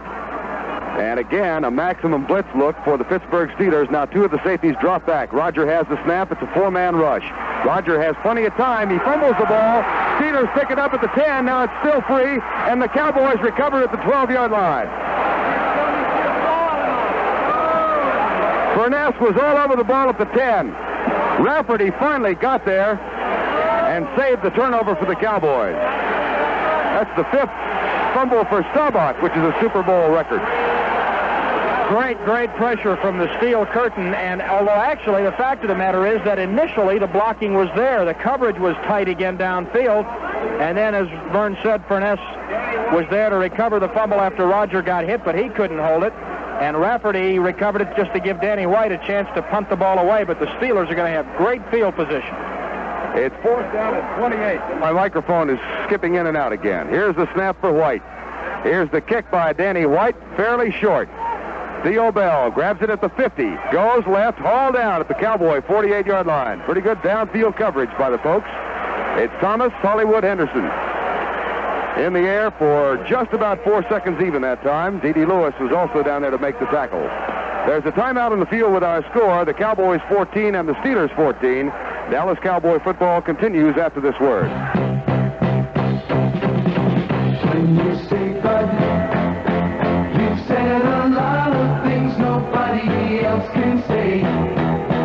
When you say bud, you've gone as far as you can go to get the very best. When you say bud, you said the word that means you like to do it all. When you say bud, you said you care enough to only want the king of beers. There is no other one. There's only something left, because the king of beers is leading all the rest. When you say Budweiser, you've said it all. You've said it all. When you say Bud, you've said it all. Anheuser-Busch, St. Louis. Steelers get it back at the Cowboy 49-yard line, 7:43 to go first half. That's also another new Super Bowl record. We have had 4 touchdowns in the first half, and that's never been done before in the previous 12. Well, this may be a teeter-totter. Well, it's clearly a game dominated by defenses, as a lot of us expected that it would. The other thing that doesn't surprise me so much is that I really thought all week, and we talked about it a lot, that key for the Cowboys, given the fact that they would probably bottle up the run, which they have done relatively well, the key had to be to contain Swan and Stallworth. Now, Swan hadn't been in the game very much. In fact, he's only caught 1 pass so far, but Stallworth is 3 for 115 and 2 touchdowns. And Bradshaw is 7 for 11 and 170. Woo! Here come the Steelers at the Cowboy 49, 14-14 ball game, 7:43 to go first half. Bradshaw has not gone on the quick count much today. Up and down set, and he's taking his time once again. Play action, and he will throw. Back to pass, looks deep. Wants it all, rolls right, fires it short. Caught by Lynn Swan at the 40. 35-30, weaves left, caught and dropped at the Cowboy 22-yard line. Harrison Waters made the tackle. That time, Bradshaw had 4.3 seconds to throw the ball. Just had all day and looked some of the coverage off, which is one reason Benny Barnes wasn't right in the area where Lynn Swan was. And, boy, I'll tell you what, the Steelers are really in great shape right now. 7:05 to go first half. Stallworth left side, Swan to the right. That's the second catch for Lynn Swan in Super Bowl 13. Blitz look for the Cowboys. Bradshaw has it. Handoff. Franco Harris caught behind the line and dropped at the 30-yard line by Ed Too Tall Jones. A loss of 7 yards, maybe 8, and the prevent defense comes in for the Cowboys. Dave Stalls, Randy Hughes, and Mike Hegman. And that may be a big, big play because Jarrella doesn't have all that strong of a foot. And his leg isn't their strongest part either. That's right, yeah. Here come the Steelers, a 14-14 ball game. 6:20 to go, first half. Stallworth left, Swan right. Franco Harris and Rocky Blyer behind Terry Bradshaw, who has passed for 196 yards in the first half alone. Bradshaw drops back and looks left, pulls up, pumps it across the middle. Flag is down in the defensive secondary. We may have a defensive holding call. Or perhaps an illegal shock. Holding. Henderson is indicating holding. And the signal is holding Dallas. You were right the first time. That's an automatic first down. So what's that, one penalty each now? Yeah, I think so. 5-yard penalty against the Cowboys will give Pittsburgh a first down. That hurts. Yep. The pass was incomplete. It would have been third down at about 20. Steelers radio station could save money on line charges for their color guy, my friend Myron Cope. I don't think he needs the microphone. I don't either. Thomas Henderson called for holding. First down 10, Pittsburgh at the Cowboy 25. Stallworth breaks to the left side. Lynn Swan comes right. Benny Barnes works on him. Randy Grossman is tight to the right side. Bradshaw has had success throwing, will do it again. Drops back across the middle, drills it, dropped. Swan was open, and the pass about a foot behind him at the 13-yard line. That time he had 3 full seconds to throw the ball. But they got a little bit better pressure than they have before. Well, you just really haven't heard much about the Steelers line except Webster all year, but they obviously deserve a tremendous amount of credit because they're doing a great job. Here comes Stalls, Hegman, and Randy Hughes in. D.D. Lewis, Bob Brunig, and Larry Cole come out. It'll be second down 10 at the 25-yard line, a 14-14 game, but Pittsburgh threatening to go in front again. A flip to the left side this time. Both wide receivers go left. Kyle and Barnes go over there to work on them. Blitz possibilities for the Cowboys. Motion from Rocky Blyer. Handoff Franco Harris. Caught and dropped after a pickup of 2. It'll be third down and 8. Hegman made the tackle. With help from Dave Stalls, I thought that was a 63 for a minute. I thought that would be a heck of a tackle since Bubba's on the bench. That's right. 5:45 to go first half. Well, here is a big play. On third down conversion so far, Pittsburgh is 5 out of 7. And they have a third down. Boy, they've been on the field a long time, their offense this afternoon. A third down and 8 with 5:29 to go in the first half of a 14-14 ball game. The flip again. Stallworth and Swan, left side. Grossman tight right. Franco Harris directly behind Bradshaw. The blitz is coming. Bradshaw's back, rolls out, pulls up. He's caught. They've got him back to the 39-yard line, or the 35. Henderson was there. Hegman was there. Charlie Waters was coming. And that may have pushed them out of field goal range, though they're going to try it. Jarrella is on. That time, only 2.3 seconds to get rid of the ball. And what a great time to call the blitz, because you almost know that Bradshaw is going to put the thing up in the air on third down and long, and the blitz worked very well, although Bradshaw almost squiggled out of it, but it worked. So now Jarrella is setting the ball up at the Cowboy 42. That's a 52-yard kick. I don't believe this. Did he make that? Craig Colquitt will hold a 52-yard field goal attempt for Roy Jarrella to break the tie. Here's the snap, a little high. Jarrella's kick is on the way, and it might get there. I don't know. Hit the crossbar. No good. Another foot, and it would have been 3. Ed Jones is down for the Cowboys at the 38-yard line. Now getting up to his feet. He's all right. That hit the lower crossbeam. There's a timeout on the field with our score. The Cowboys 14 and Pittsburgh 14. Dallas Cowboy football continues in a moment. Life insurance, the State Farm way. It's designed for your way of living, for a family, today's homeowner, the modern woman, students, young adults. Whatever your way of living, your State Farm agent can help you protect it. Like a good neighbor, State Farm is there. Give your nearest Metroplex State Farm agent a call. Look for their listing in the yellow pages. Avoid traffic jams and get to your destination fast and safe with a Model 447 Realistic CB from Radio Shack, featuring emergency Channel 9 priority switch. On sale now for only $89. That's over $60 off Radio Shack's low regular $149.95 price. The Department of Transportation has encouraged CB use for highway safety. Make sure you drive with a sale-priced Realistic CB radio. You know, Realistic is the hottest CB line in the country, and it's available in Dallas-Fort Worth only at Radio Shack. Pretty impressive defensive series for the Cowboys. Pittsburgh, recall, had taken over at the Cowboy 49. And they were also given an automatic first down on a holding call by Hollywood Henderson. But Jarella's 52-yard attempt hit the lower crossbeam. And the Cowboys take over at the 34. They have not moved the ball on their last couple of series. They've been going backwards, as a matter of fact. Staubach is 2 out of 5 for 65. Hill has caught 1. Drew hasn't caught any. Butch Johnson caught the other for 26. And Staubach has been sacked 3 times already, for losses totaling 33 yards. Jackie Smith in as a double tight end. Cowboys on the attack, first down 10 with 4:55 to go first half. Roger Staubach sends Jackie Smith in motion wide to the right side. Handoff goes to Dorsett. Power sweep to the right. Gets a block from Herb Scott. Spilled up at the 39-yard line. Donnie Shell made the tackle. Excellent containment by the Pittsburgh defense that time.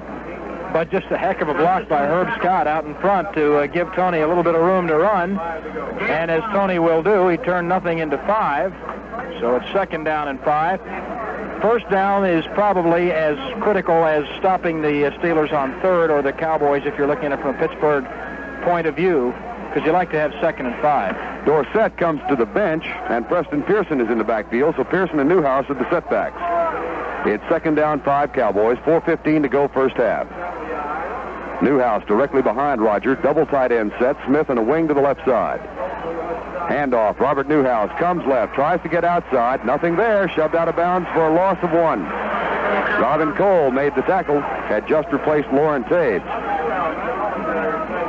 Yards are coming tough for Robert. He's carried 6 times for -1 yard now.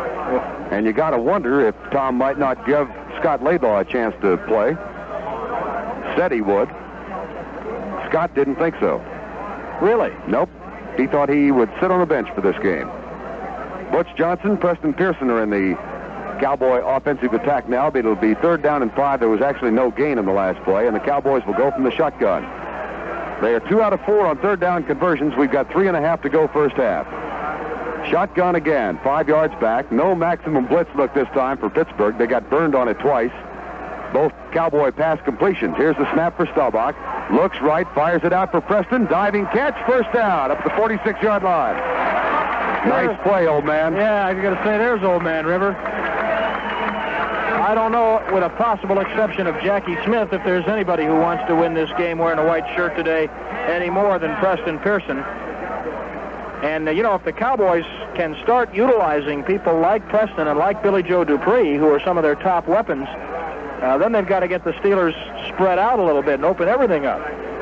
2:45 to go first half, and the clock unraveling. First down 10 Cowboys at the 46.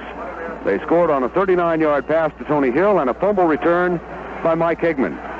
Drew Pearson comes left side against Mel Blunt, and Tony Hill is wide right. First down 10 Cowboys. Drew Pearson starts in motion, a fake to Dorsett. Roger back to pass, goes across the middle, passes high, but Hill makes the catch. And he's going to be knocked down up at the 44-yard line of Pittsburgh, near the first down. Mike Wagner made the tackle. That's going to be close for another first down 10. Very close, Verne, very close. Matter of fact, they're moving the sticks. Here comes a fellow up here with Mark Oristano up through the tunnel, who's going to talk to us at halftime. Fellow Cowboy fans might have heard of before. Guy by the name of Renfro. I kind of recognize him. 2-minute warning is here. There's a momentary break in the action, so let's pause. For this, you're listening to Dallas Cowboy football. Edison Showroom's quality. Quality like famous brands of sterling silver flatware at exciting savings. Edison's prices are from 30 to 65% lower than nationally advertised prices. Save on the sterling pieces you want at Edison's, Arlington and Fort Worth, downtown and Ulen. And I've got confidence in Edison, 'cause Edison's is thinking of me. KRLD, the Cowboy Station. Mel Renfro has joined us here in our telephone booth, and he'll be the halftime guest for Brad, as the Cowboys keep the drive going with a first down 10 at the Steeler 44. And they've got the ball with 2 minutes to go in the first half and a 14-14 ball game. It's been everything that was promised. They just need to start moving the football a little bit. They did on the opening series on the ground, but it's kind of stalled here lately. They being the fellows in the white shirts. Yeah. Now, let me say one thing right now. If I got to be a little bit upset if some of the writers across the country refer to this as the Fumble Bowl because of the way the thing has been turned over. Because the turnovers that have come today, and especially the fumbles, have been because bone is crunching bone out there. The hitting is very hard. Tom Landry was asked if it would be a physical ball game. He said, I know it will be on one side. I hope it is on two. He has his answer. It is. Roger Staubach has set a new career record in the Super Bowl, 47 completions, breaking the Owen Hill by Fran Tarkenton. Would you also agree that we have not seen Pittsburgh intimidating Dallas thus far today? Not a bit. I agree. Roger, 4 out of 7 for 82 yards. And the Cowboys break the huddle and come on up with a first down 10. Drew Pearson goes right. Tony Hill comes left. Dorsett in a wing to the left side. Regular defensive alignment for the Steelers with both linebackers up on the line. Now the blitz is threatened. Roger may change. Fakes. Flips a screen out for Dorsett. He's got it. Looks for a block. Comes left to the 40. Down to the 35 and out of bounds at the 32-yard line. Tony doesn't realize he stepped out of bounds, and he sticks the ball in the face of one of the defensive backs, and a flag flies as the fight breaks out at the 25-yard line. The strange thing about that, Verne, is that Tony was about 4 or 5 yards out of bounds, and he looped back onto the field, didn't realize he was out of bounds, and Ron Johnson reached up and grabbed him around the neck, and Tony shoved the ball in Johnson's face, taunting him with it. I'm afraid they're going to flag Dorsett for taunting and possibly not see what Tony thought was a late hit by Ron Johnson. I'm afraid the Cowboys are going to get flagged for the taunting. We'll see. Personal foul on sportsmanlike conduct. And no indication against whom? Against the Cowboys. And against the Steelers. Wipe it out. It's flagged. And it's a dead ball foul because Dorsett was out of bounds, so the play stands. He's out of bounds at the 26. Right. I didn't mean to step on you there. I heard that 29. They flagged Johnson as well. So the emotions are hot and heavy. And, hey, lost in all that was the fact that it was a great play by Staubach. Reading the blitz. The blitz was coming, and it came so fast that Newhouse, who was the guy who was supposed to pick up the back, didn't have time to get back there and block him, and Roger turned around and turned a blitz into a reverse screen to the other side of the field. Now the ball has been marked at the 32 out of bounds, killing the clock with 1:51 to go, and the Cowboys have a first down 10 at the Steeler 32-yard line. So perhaps, at the very least, Raphael Septien will get to try his first Super Bowl field goal. Tony Hill comes left. Cowboys will not go from the shotgun. As a matter of fact, they go with a double... No, now both wide receivers are off the line to the left side, which is the short side of the field. Drew Pearson in motion wide right now. Roger Staubach, play action. Back to throw, looks downfield. Fires it deep. It's intercepted. Picked off by Mel Blount at the 20. 25, comes left to the 30, and is knocked down at the 30-yard line. A flag is down, and the Cowboys may be flagged for a late hit. Billy Joe Dupree may get flagged for a late hit, and they're having to take Billy Joe and get him away from the referee. Personal foul. And if that was on Dupree for a late hit, I don't know. It looked to me like he was there and made the tackle. Absolutely made the tackle. I can't believe they threw the flag. He had to stop the man.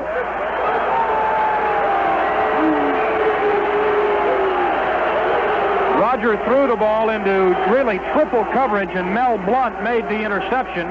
Good play by Blount. And the Steelers were playing excellent pass defense. And the ball comes all the way back to the Steeler 45-yard line after the personal foul call on the Cowboys, and I'm not sure Dallas got a fair shake on that one. Trying to see Tom Landry. Some kid just ran on the field. And put the ball back on the 30. A Dallas fan, apparently.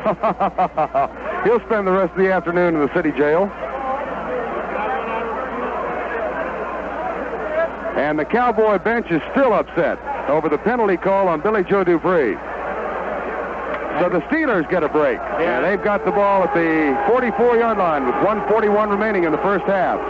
And And Dallas was driving with a first down at the Steeler 32. Here comes Pittsburgh. Stallworth left side. Swan right side. 14-14 ball game. Boy, Blunt made a nice interception on the ball. Here's a pitch out left side to Franco Harris. Ed Jones wraps him up. He breaks the tackle, goes left. Caught. Flag flies from the defensive secondary. Harvey Martin made the tackle. And let's see what this one's going to be. Well, Harvey had him back there, and Franco just stepped away. This is holding Pittsburgh. That'll be 10 yards. What's that? Two penalties now? Three. On the Steelers, 3 on the Cowboys, even things up. Yeah, that's 3 more than last time. Yeah. Hey, 10 yards. I'm sorry, that's all right. He's a little off here. It's been a couple of weeks. Yeah. Right. No, Harvey had him back there behind the line, and Franco just slipped away. Here's the call now, but we will not be able to take it up. But it will be against the Steelers. 72, Jerry Mullins is called for it. Hey, we can't hear him if we just stick our heads out of the booth here. So it'll be first down and 20. Both teams denied opportunities to break the tie. 14-14 ball game, 93 seconds to go first half. A wing formation to the right side. Bradshaw, quick screen to Lynn Swan. Has blockers in front. He's to the 40, 45, to the 50. Breaks the tackle. Watch out. Goes left. Spins out of another one and caught and dropped finally at the Cowboy 38.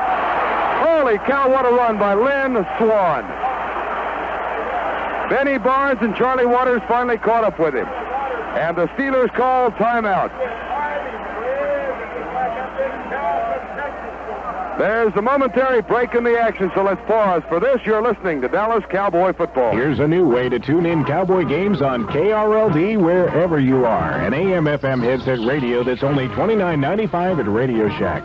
It's lightweight and hands-free for use even when jogging, cycling, or doing yard work. Because it's a headphone radio, you enjoy private listening even at the game. The padded ear cushions seal out crowd noise, and in the cold weather, keep your ears warm. So hear Cowboy action on KRLD the new way with a $29.95 headset radio that's available only at the 80 Dallas-Fort Worth Radio Shack stores.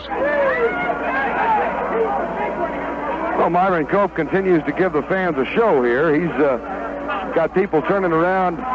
Can't believe what he's saying in the booth next to us. Too bad for Myron, vaudeville is dead. Here's the guy who's completely lost in front of us. Says Redskin 79. Yep. How'd he get here? He's in another world. That was a great play by Lynn Swan on the quick screen. He's now caught 3 for 67 yards. And all of that was Swanee. Hey, well, I know you know him pretty well, and what a marvelous athlete. Boy, he made a heck of a run. I loved it when Dick Enberg referred to him during the playoff games on NBC as the Mikhail Baryshnikov of NFL receivers. Boy, he is just that. Ballet-like moves in the air and on the ground, and that was all Lynn Swan. So for the day now, Bradshaw is 9 of 14 for 224 yards. Goodness sakes alive. And this has been the longest 2 minutes and 10 seconds in recorded history. And here come the Steelers again, and they've got a chance to go in front now at a 14-14 game. Swan right, Stallworth left. Bradshaw has been brilliant. Looks to his left as he drops back to throw. Up in the pocket, goes deep across the middle. Swan is open. Caught down at the 17-yard line.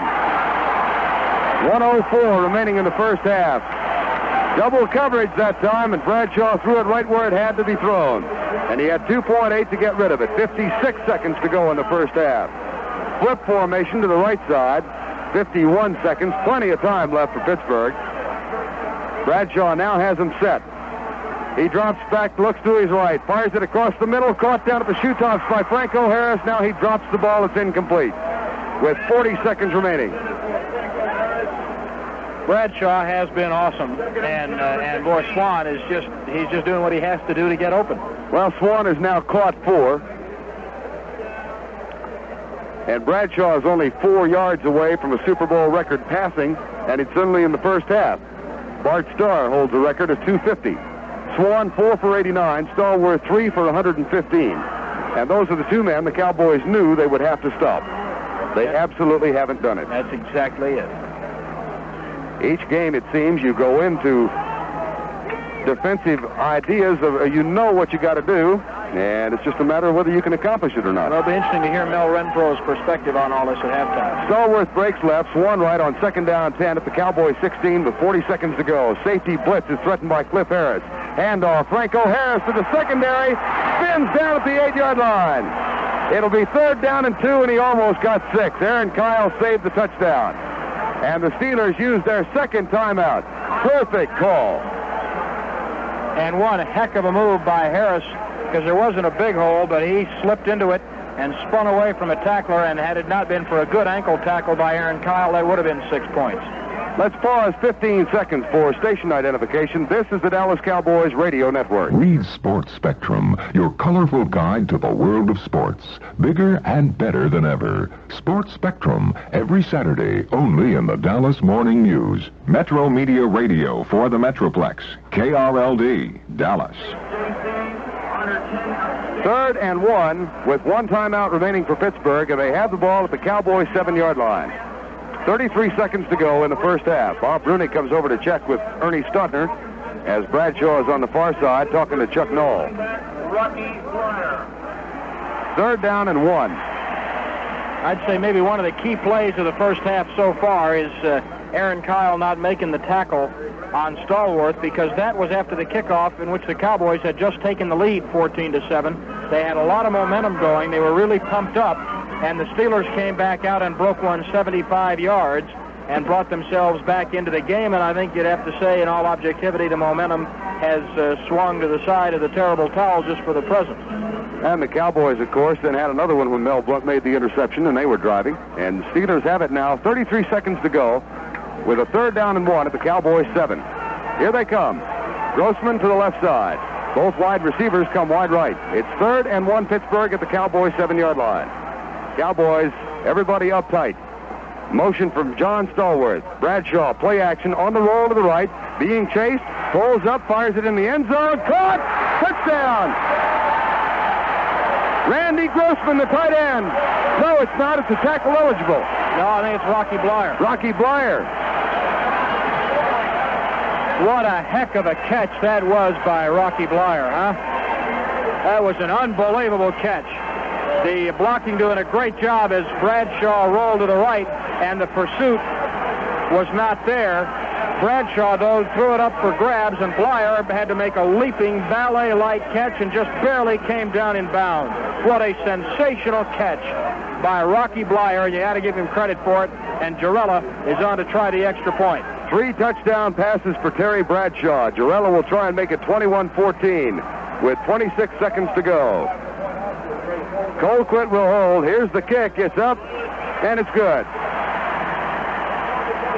And that really could be critical. Right before halftime. 26 seconds remaining.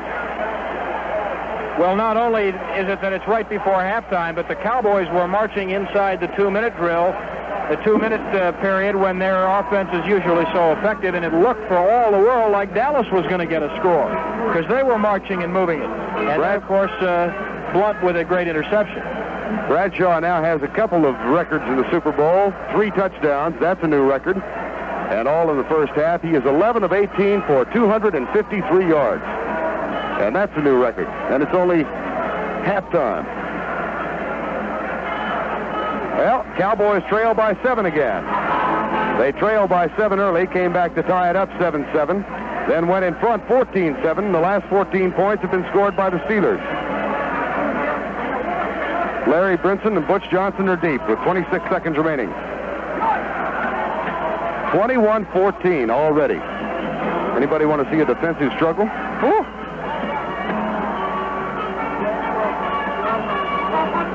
And yet the defenses have been instrumental in all that because defense led to 2 Dallas scores and 1 Pittsburgh score.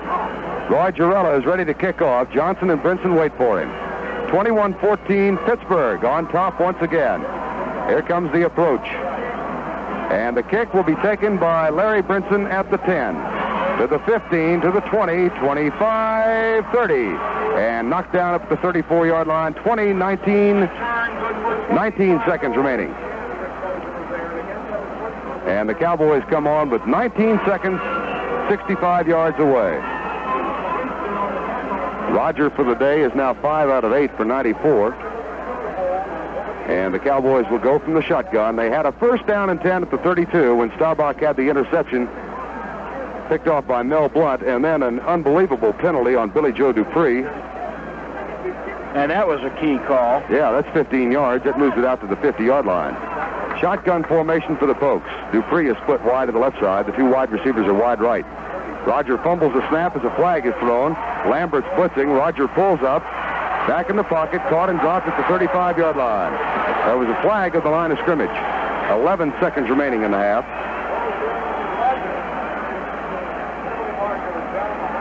And some jawboning going on down there, too. Illegal procedure, Cowboys. And I would imagine that the play will be, or the penalty will be declined. It is. Cowboys have used a timeout, and they've got the ball with 11 seconds to go. And it'll be second down and 11. It means the only call to make to decline the penalty. And the Cowboys are obviously going to have to make some adjustments at halftime on their coverages of Swan and perhaps on their pass rush routes, because Bradshaw's had all the time he needs, and boy, Swan's just been awesome when he's gotten in the open field. Second down and 10 for the Pokes. 21-14 ball game. Pittsburgh leads it. Butch Johnson comes wide left. Tony Dungy is the deepest of the defensive backs, and he's 20 yards downfield. Here's the snap back for Staubach. The handoff goes to Preston Pearson. Goes to the right to the 40 and is knocked down at the 42. That's one of those just-in-case plays. 3 seconds remaining. 2 Cowboys call timeout. With 2 seconds to go. Dwight White's halfway up to the locker room. In fact, he's going to go on in. Dwight doesn't much care. Nope.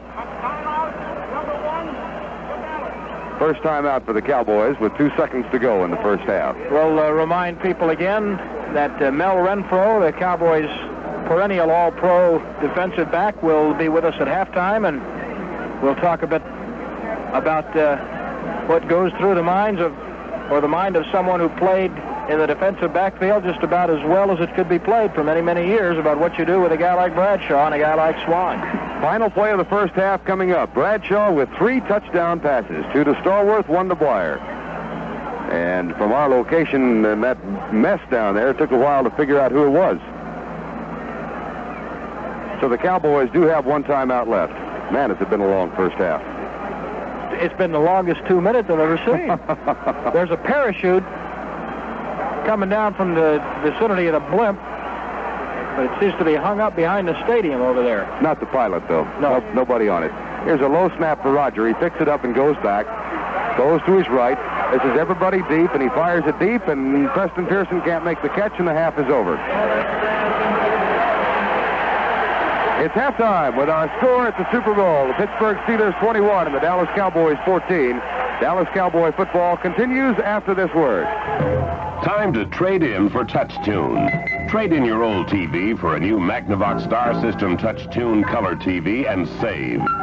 And you'll enjoy television like you've never enjoyed it before. At the touch of your finger, you'll see computer-sharp, computer-fast color pictures. You never have to fine-tune. Magnavox Star System TouchTune Color TV. See it now. See Orion Magnavox with locations in Redbird Mall and Casa Linda Plaza. Orion Magnavox, the professional Magnavox people. When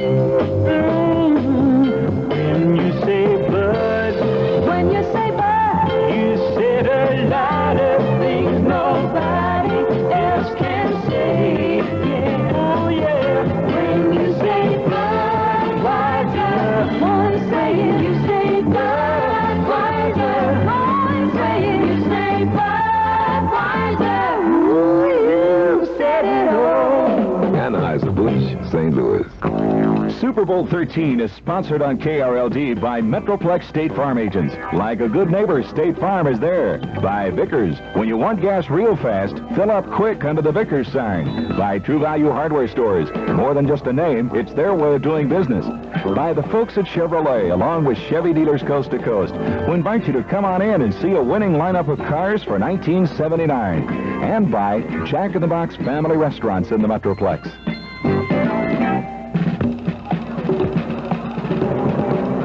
At halftime in Super Bowl 13 in the Orange Bowl in Miami, the score is Pittsburgh 21 and Dallas 14. Brad Sham back at the Orange Bowl.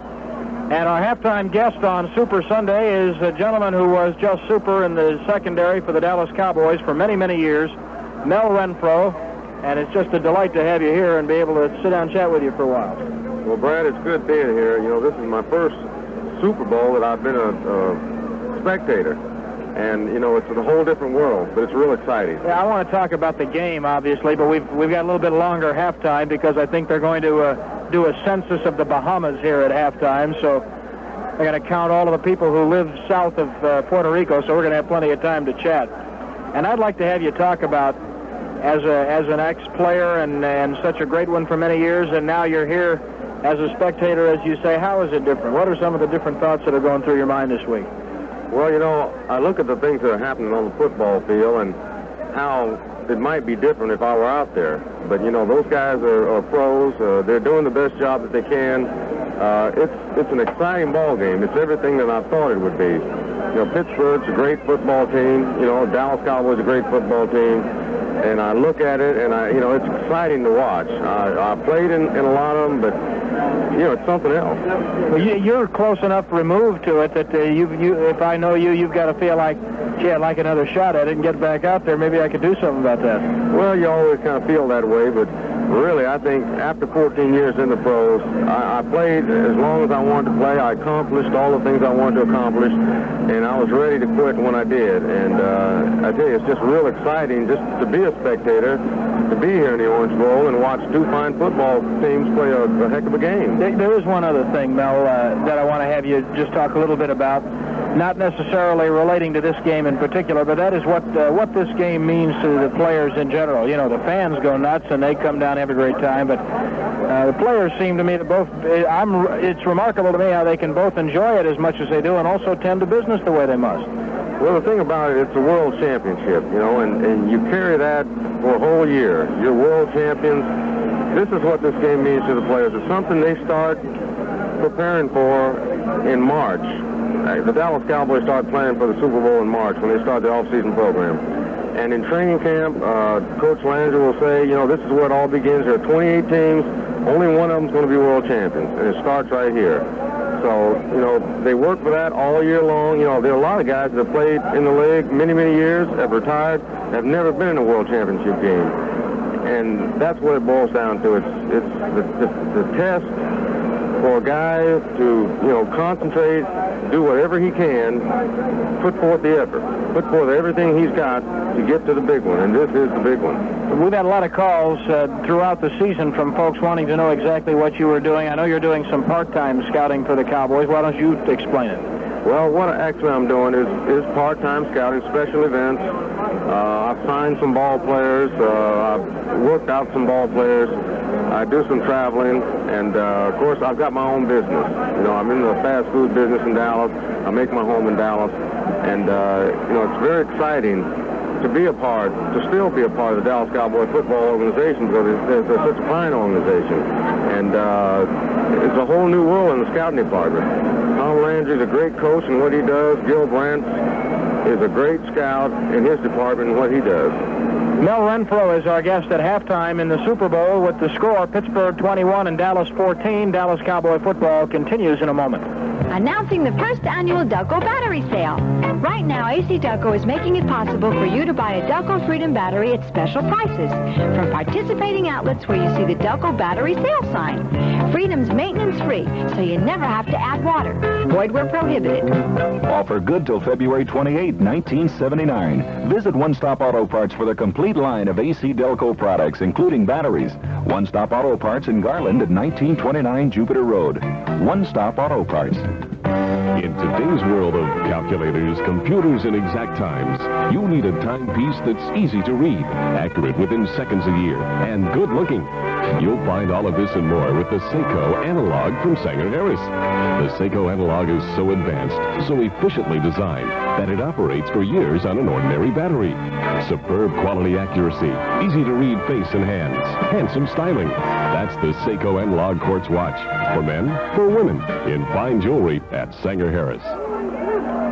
Brad Sham back at the Orange Bowl with Mel Renfro. 21-14 Steelers over the Cowboys at halftime in the Super Bowl. Well, let's talk about it a little bit. Obviously, the key so far has been Bradshaw's had some time to throw, and Lynn Swann has made a couple of remarkable open field moves. But let's talk about it from an overview point of view first, and we'll break it down, maybe some specific plays. But what are your general thoughts as you watch the first half? Well, I think it's very evident what's happening out there. The Cowboys have to generate more offense. You know, they're going to have to move the ball a lot better, and we're going to have to put more pressure on Bradshaw. He's got too much time to throw the ball, and he's picking on our secondary. Like you say, Swann, Stallworth have made some incredible catches, and we're going to have to put pressure on Bradshaw and generate more offense. Right.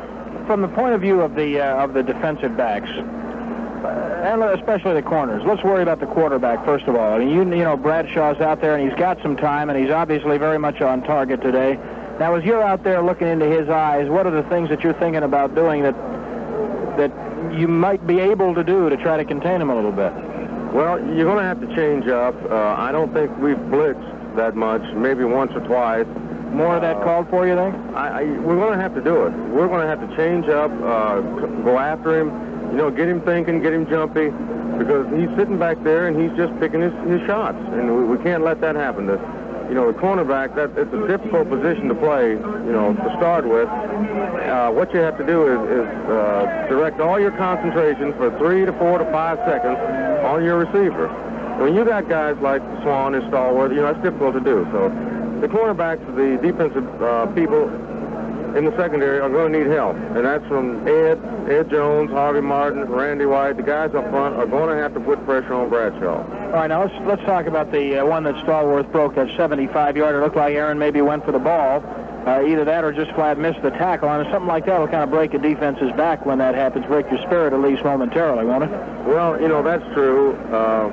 I don't know how the field is out there. It looks pretty good, but they're slipping a little bit. I think Aaron might have slipped, but the guy put a good move on him, and you know, it's just unfortunate. It looked like people were waiting to see, you know, who's going to get him first, or do I have to go after him? Mm-hmm. And all of a sudden it was too late. He was gone, but we're going to have to gang tackle. Everyone's going to have to go after the ball.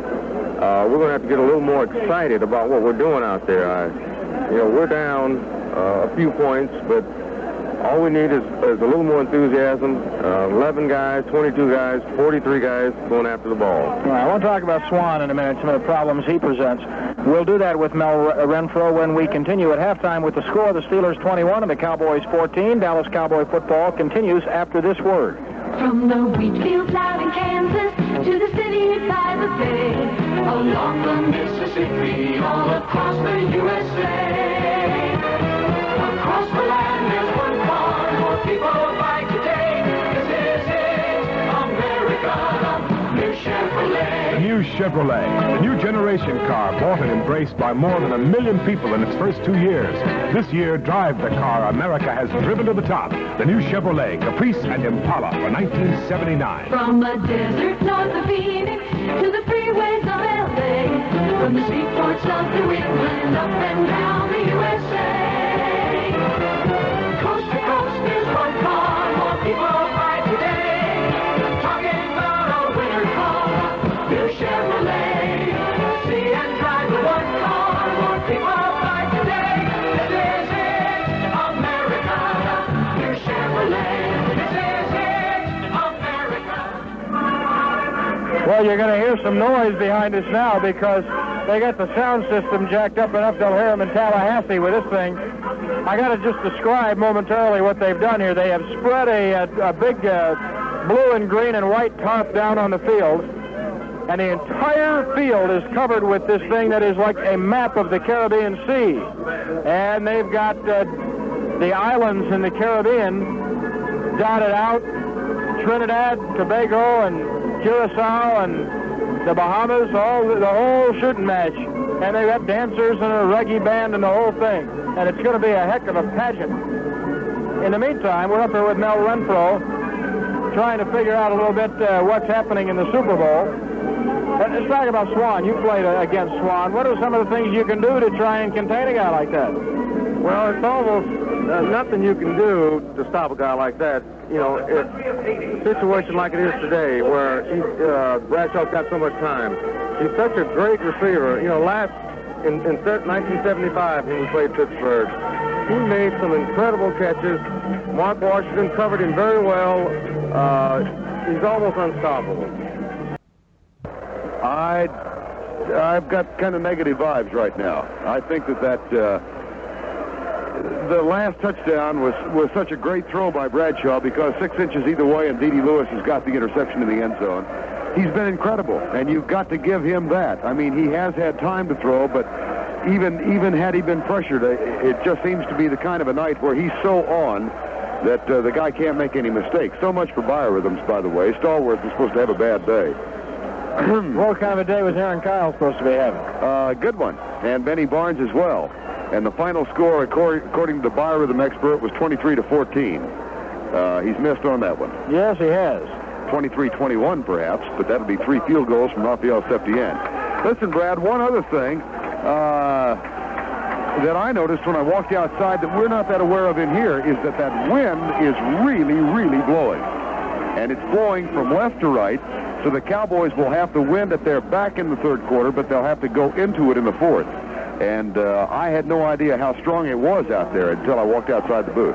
I'll tell you, want to talk about an optimist? There's a sign down there to our right that says, "Go Giants." There's another sign across the far side that says, "Where are the Broncos?" And the answer is Steamboat Springs, Colorado, which is where the Sweet will be in a week. There you go. Well, we're ready to get this thing kicked off in the second half and see if the Cowboys can come back. Steelers lead it by a touchdown, 21-14. Septien ready to kick the ball away to Larry Anderson. And with the play-by-play in the second half, here's Verne Lundquist.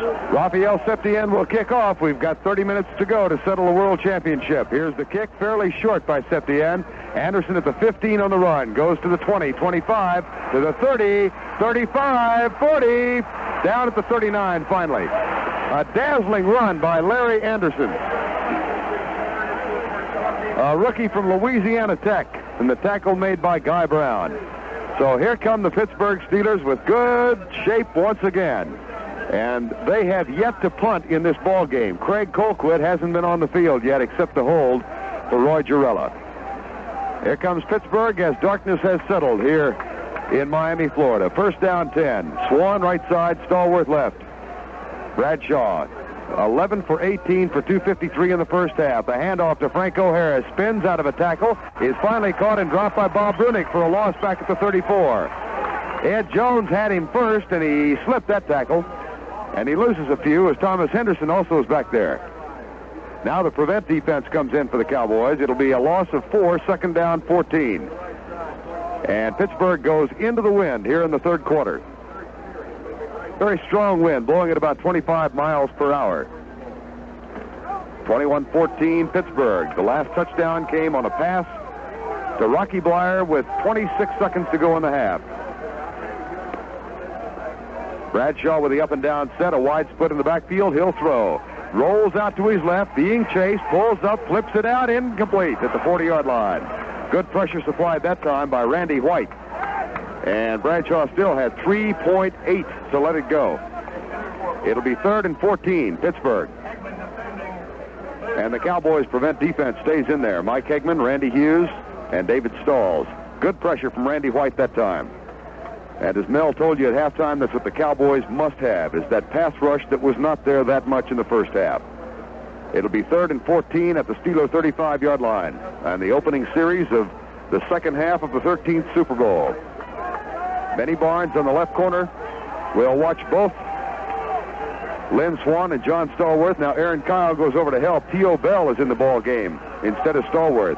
3rd down 14, 4-man rush. Bradshaw back, rolls out to his right. Stall chasing him. He pulls up, lets it fly. It's caught by Bell, but he is short of the first down at the 43-yard line, and we'll have our first punt of the day. 4.3 that time for Terry Bradshaw to throw the ball. But the Cowboys have held and got a nice hand from the fans who are Cowboy-oriented right in front of us. And Butch Johnson goes back to return the punt, the first one of the afternoon for Craig Colquitt, the rookie, who replaced Bobby Walden, the longtime punter for Pittsburgh. 4th down and 5, and the Cowboys will get it after 4 plays from the Steelers. Here comes the rush. Colquitt kicks it. And it's a very short kick. Johnson calls for the fair catch and makes the grab at the 15-yard line. It was not at all a short kick. I really lost the ball in the lights. Cowboys have it 85 yards away, and they get the ball first down and 15 for the first time here in this quarter. There's a timeout on the field with our score, Pittsburgh 21 and the Cowboys 14. Dallas Cowboy football continues after this word. Life insurance, the State Farm way. It's an agent, a knowledgeable agent who's burned a good share of midnight oil to get the kind of training and education State Farm's kind of life insurance agent needs. Like a good neighbor, State Farm is there. For more details, call your nearest State Farm agent. Look for their listing in the yellow pages. During the timeout, Tom Landry changed his mind on the play call, and Tom Rafferty comes over to the bench, and Herb Scott ran it in. So Lawless and Scott are in there. Scott was on the bench. I don't know if it was a play selection or maybe Herb had an equipment adjustment to make. Didn't know if he'd get it done in time. So the Cowboys have it for the first time here in the third quarter, and they've got the ball at their own 15-yard line. First down 10, here come the folks. Drew Pearson has not caught a pass. He comes wide right. Tony Hill is in tight to the right, but he'll shift. And a wing set. Now Dorsett goes back in the backfield. Flip to the right side on first down 10. Roger hands it off to Newhouse. Newhouse is jammed up for no gain. That's 7 carries for no gain for Robert Newhouse. And you got to be wondering about Scott Laidlaw on the bench. Jack Lambert made the tackle. Tom Rafferty runs the play in, looking for Scott on the bench, and I don't see him anywhere. I know he's down there somewhere. I don't either. I was looking for him, too. There he is at the 40-yard line, right behind Tom. Helmet on, ready to go. Yep, just in case. Loss on the play, as a matter of fact, of 2. It'll be second down 12, back to the 13-yard line. Dwight White is in at defensive end for Pittsburgh now. A wing set. Tony Dorsett, a wing to the right side, now shifts into the backfield. Tony Hill to the right, Drew Pearson to the left. Maximum blitz look for the Steelers now as they come up on the line. Roger rolls out to his right, pumps once, looks deep, goes across the middle, tipped and incomplete, and a flag flies in defensive secondary. Holding, maybe defensive holding. And if so, the Cowboys will get a first down. That pass was right at Tony, and he dropped it. And we may get a defensive holding call. Roger had 3.2 to let the ball go that time.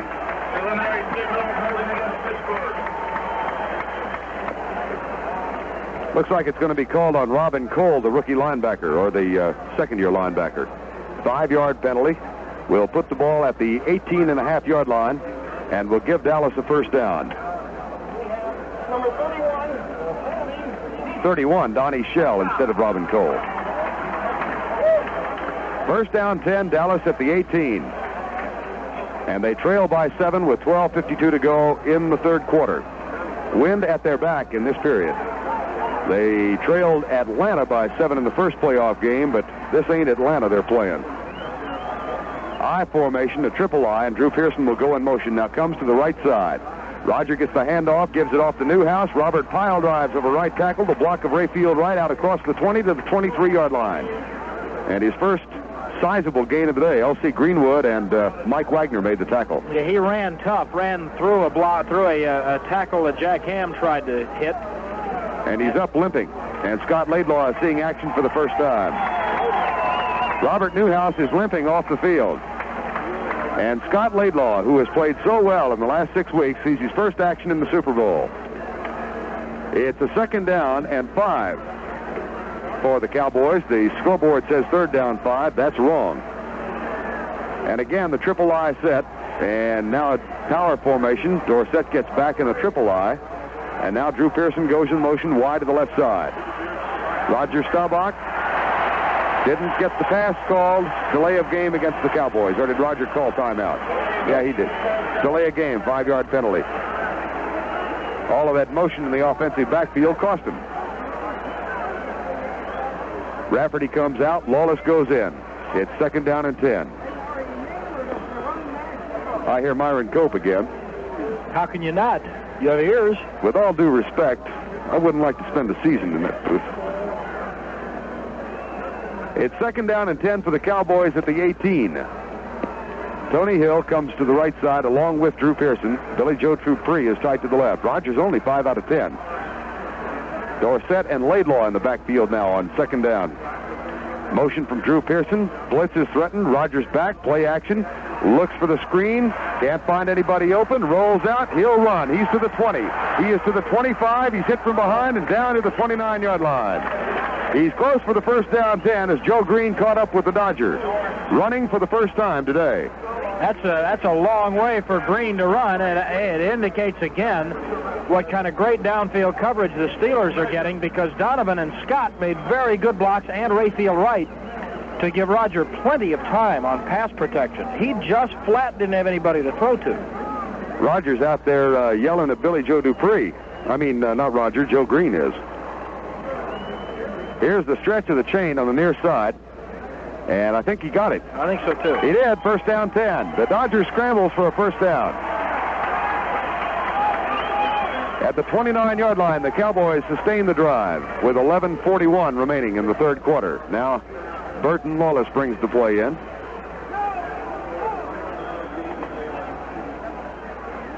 It's first and 10 at the Cowboy 29, and Dallas trailing by 7, 21-14. Drew Pearson comes wide right. So does Tony Hill. Billy Joe Dupree goes tight to the left side. I set in the backfield. Now the shift. Split backs. Now Dorsett is back in the I. And again, a blitz look as Drew Pearson goes in motion wide to the left side.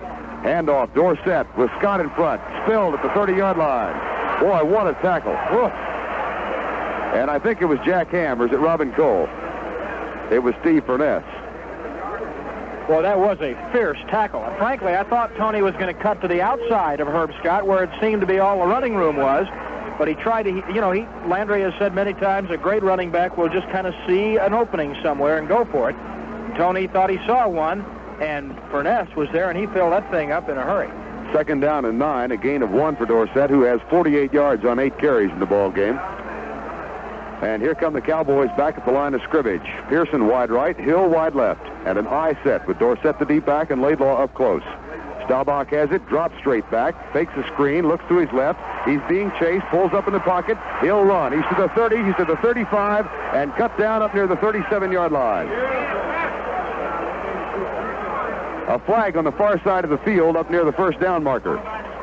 We may have an illegal cut. A double hit downfield. Scott Laidlaw was open in the left flat, and he kept calling for the ball, and Roger didn't ever look that way, was looking downfield, kept it himself.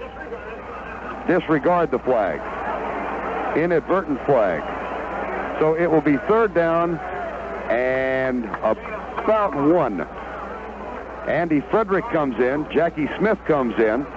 So we'll have a double tight end set with an extra offensive lineman in there. Drew Pearson and Tony Hill both come out. Well, 3 tight ends is what we'll have, because Rayfield Wright, does he not, becomes the eligible tackle, the eligible receiver. Well, Frederick is tight right. Rayfield is tight right. And Jackie Smith comes to the right side. Dorsett is in the wing. Now comes in the backfield, and Smith goes wide to the left side and sets up on the wing to the left. It's third down, a long one. The handoff left side for Laidlaw. Scott is caught short. He didn't get it. It'll be fourth down, Dallas. That's awesome. Yep. That's awesome when you bring in 2 extra tight ends, and you've got to go a yard, and you got a tough running back like Laidlaw, and you still don't get it. And not only do you not get it, you probably lose about a half a yard. That's awesome. So it's fourth down, and T.O. Bell waits for it back at the 23-yard line. Danny White has kicked 3 times for only a 35-yard average, and he is back at the 20. Fourth down and 2, and the return is on for the Steelers. D.D. Lewis snaps it back. Very slight rush. Here's the kick by White. This time it's a dandy. Bell back at the 20. Here comes Benny Barnes. He goes right. He is sandwiched and dropped at the 24-yard line. The ball hung for 4.3 seconds that time. Good downfield coverage led by Thomas Henderson and Benny Barnes. And the Steelers take over at their own 24-yard line. There is a timeout on the field with 9:15 remaining in the third. And our score, Pittsburgh 21, the Cowboys 14. Dallas Cowboy football continues after this word. What is it? The hash browns patty. Hash browns. Some people don't know a McDonald's hash brown when they see one. Your breakfast, Major. Eggs scrambled fresh? Fresh scrambled eggs. Check. Sausage, pork? Pure pork sausage. Check. Muffin English? Toasted English muffin. And check. a funny-looking crispy thing. Hash brown. Perfect. You check, Major. A major breakfast. But even though a McDonald's hash brown may look a little funny, it certainly tastes great. How did you do that? Do what, ma'am? Stick all my little hash browns into one cute little patty. Oh, well, it must take hours and hours. A unique, funny-looking shape you can eat with your fingers. Larry, don't eat with your fingers. But the man with the deep voice, he said I could. Our crispy golden hash browns are a little funny looking, but one thing's sure, they do go great with whatever we got cooked in. They are funny looking. But they're delicious. Well, I didn't ask delicious. I figured they were delicious. Oh, okay. This is McDonald's. But Yes, I'll have some. Okay. I'll have some. Get ready to smile. McDonald's hash browns, crisp and golden on the outside, tender on the inside. Just like our world-famous fries. But still funny looking. Served only as breakfast. We do it all for you. Back to play with 9:15 to go, third quarter. Neither team really able to move the ball here in the opening two series. Cowboys did pick up one first down. But the Steelers have it back now, 76 yards away at their own 24-yard line, going into the strong breeze here in the third quarter, as darkness has completely encircled us here in Miami, Florida. Here comes Pittsburgh. Stallworth comes wide left, and Swan goes wide right. Swan has caught 4. Stallworth has caught 3. Bradshaw, first down 10, in the cockpit under Mike Webster. Long count by Terry. He has it. Play action. No, hands it off. Franco trying to get outside. Ed Jones has him. Lost him at the 21. Ed Too Tall Jones made the tackle for a loss of 3. They cannot run against the Cowboys. If they couldn't pass, it'd be all over.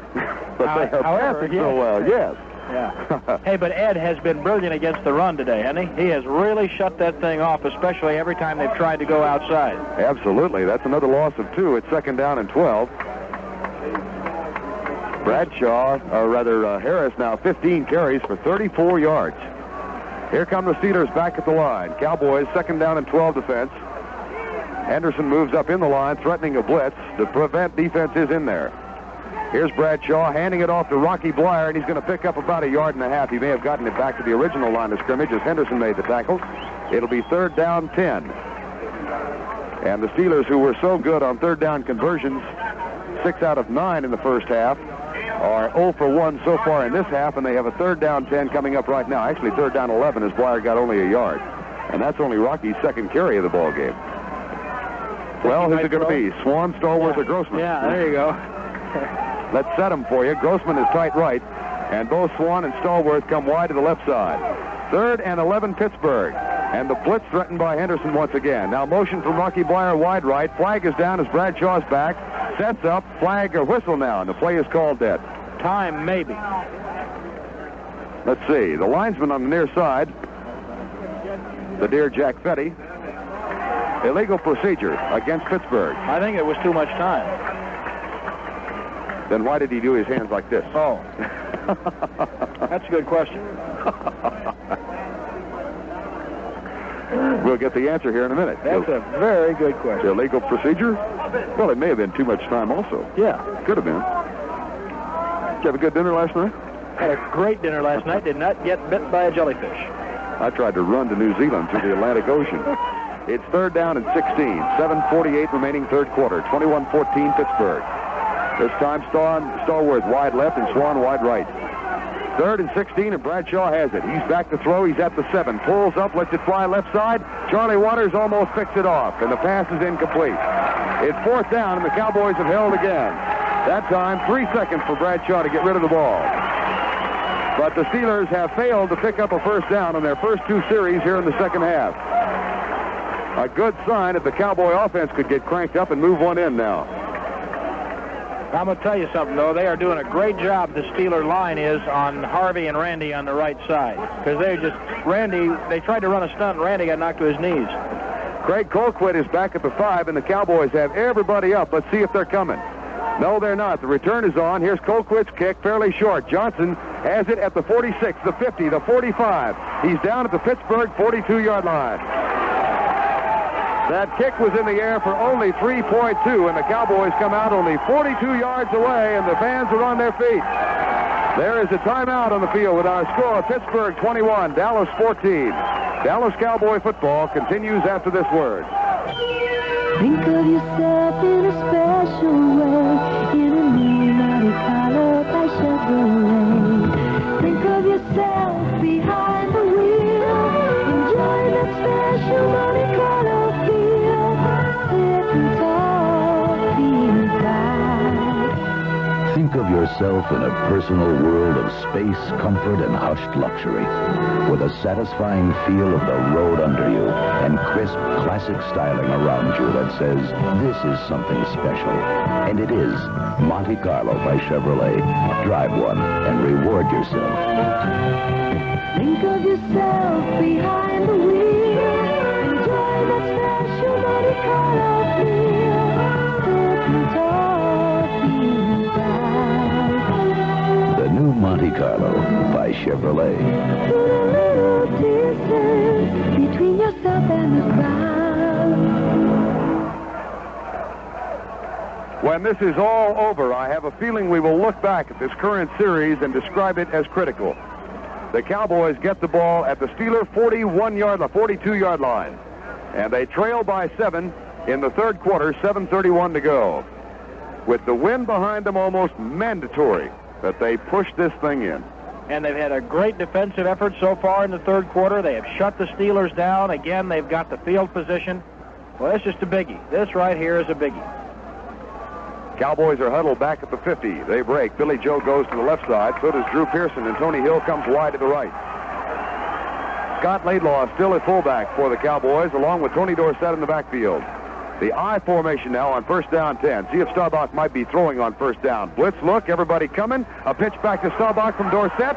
Going deep for Tony Hill. Man-for-man coverage in the end zone, incomplete. Nobody was fooled. Nobody was fooled.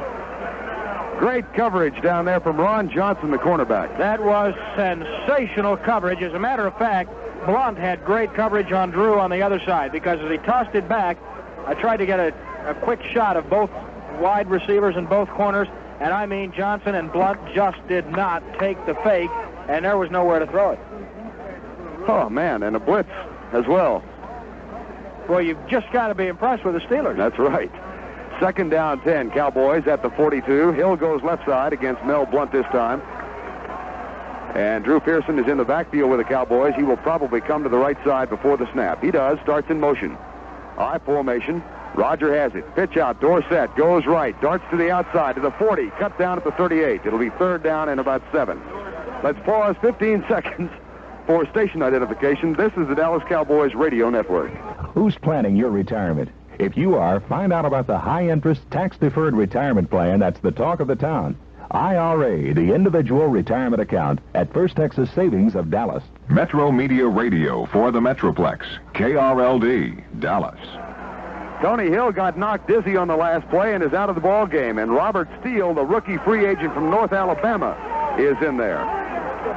Butch Johnson and Drew Pearson go left side. Robert Steele comes wide right, shotgun formation.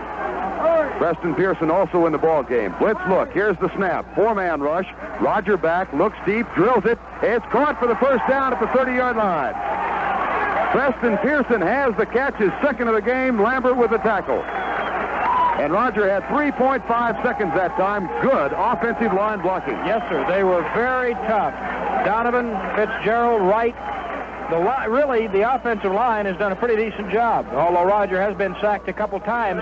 But some of that has not been because the blocking hasn't been there. It's because the Steelers' secondary coverage has been so good that the line has maintained a block for 4 and 5 seconds on occasion. And after a while, the guy who can use his hands is going to get through.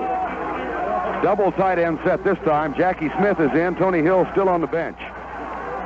Smith in motion wide left where Drew Pearson is. The handoff, Dorsett, power sweep to the right, cuts back inside the 30 and is spilled at the 28-yard line. Jack Ham made the tackle. 5:40 to go, third quarter. And Lambert, who sliced back in there, and they have tried to run that play twice now in the last couple of plays. That little pitch to the right and have Tony cut back inside, and Lambert is just getting loose. They're going to have to do something about that. Dorsett with 53 yards on 10 carries. It's second down 9 with 5:18 to go, and the Cowboys on the Pittsburgh 29-yard line. Tony Hill back in the ball game this time, wide to the right side. Drew Pearson is wide left. Roger Staubach under John Fitzgerald. Hands it off to Laidlaw on the delay. Scott comes left, drives down to the 22. It'll be third down and about 2 for the first down as Lambert makes the tackle. But before he did that, he got shoved 4 yards back by Herb Scott, who was pulling and took dead aim at Jack Lambert. So obviously they know that they've got to do something about Lambert. And Herbie pulled around from the left side, cut back in through the block, and Laidlaw with a fine run. And now the Cowboys with a big, big third down run. Deja vu. They tried this earlier with Jackie Smith, Andy Frederick, and Billy Joe Dupree as tight ends on a third down 2 and lost a yard. Let's see what they can do now at the Steeler 22-yard line. Split backs behind Staubach. Dorsett to the left. Tony gets the handoff. Power sweep right. Caught behind the line. Cuts for the 20. Skirts down to the 18-yard line. First down, Cowboys. If you're a Cowboy fan, get up and give a standing ovation to Tom Rafferty and Billy Joe Dupree and Rayfield Wright and Jackie Smith, because those were the guys throwing the blocks on the right side, and Rafferty, pulling in particular, got a great block to lead it out in front. And as they did to begin the game, the Cowboys are now moving the ball on the ground, and this is the kind of game the Cowboy linemen like best to play. Drive it, punch it, keep it on the ground, and we will establish our strength if you just give us some time and the opportunity to do that. Ball officially at the 17-yard line. Tony Hill breaks and goes left. Drew Pearson comes right. Dorsett in the wing, comes back in the backfield. Laidlaw now shifts to the right side. Roger Staubach, long count. Finally has it, drops back to throw. Looks across the middle, rolls out. Fires it for Dupree, incomplete. It'll be 2nd and 10. Donnie Shell was there on the coverage. He threw it over him a little bit, but the Steelers worked a stunt in the line, and Joe Green looped around from tackle around end, and he had a bead on Roger, so there was pressure. Roger is now 6 out of 13 for 102 yards. It's 2nd down and 10, Cowboys at the 17-yard line with 3:26 to go in the third quarter, and Pittsburgh still holding on to a 7-0 or 7-point lead. But you just can't get down to the 17 on first down and not score. That's right. You just must get in there. Drew Pearson goes left against Mel Blunt. Tony Hill comes right against Ron Johnson. And the Steelers come up in a max blitz look. Now they drop one safety back, Mike Wagner. Wide split behind Roger Staubach. The safety blitz is on. Roger hands it off to Tony Dorsett. Breaks to the left of the 10, and he's got it at the 9-yard line. It'll be third down and 1. Donnie Shell made the tackle. They dropped Shell off on the blitz look, but then they brought the other safety up, and Roger tried to beat that blitz and did by running the draw, but let me give Shell a lot of credit because Dupree was downfield looking for the block. And Shell made a great cut to avoid the block and be there where Dorsett was. Otherwise, Tony's in the end zone. That's a great individual effort by Shell, but a good call by the Cowboys and a good dash by Tony. Third down and 3 for the Cowboys at the 10 where they have spotted the ball. And Pat Haggerty says, timeout, Dallas. Some confusion with the play selection, and the Cowboys have used one of their 3 timeouts. There's a momentary break in the action, so let's pause for this. You're listening to Dallas Cowboy Football. Here's a new way to tune in Cowboy games on KRLD wherever you are. An AM/FM headset radio that's only $29.95 at Radio Shack. It's lightweight and hands-free for use even when jogging, cycling, or doing yard work. Because it's a headphone radio, you enjoy private listening even at the game. The padded ear cushions seal out crowd noise, and in the cold weather, keep your ears warm. So hear Cowboy action on KRLD the new way with a $29.95 headset radio that's available only at the 80 Dallas-Fort Worth Radio Shack stores. At least twice in this drive, the Cowboys have had third downs. They converted on a pass to Preston Pearson. They converted on a run by Tony Dorsett. And they now have a third down and a short 3 yards to go. I say short 3 as opposed to a long 2.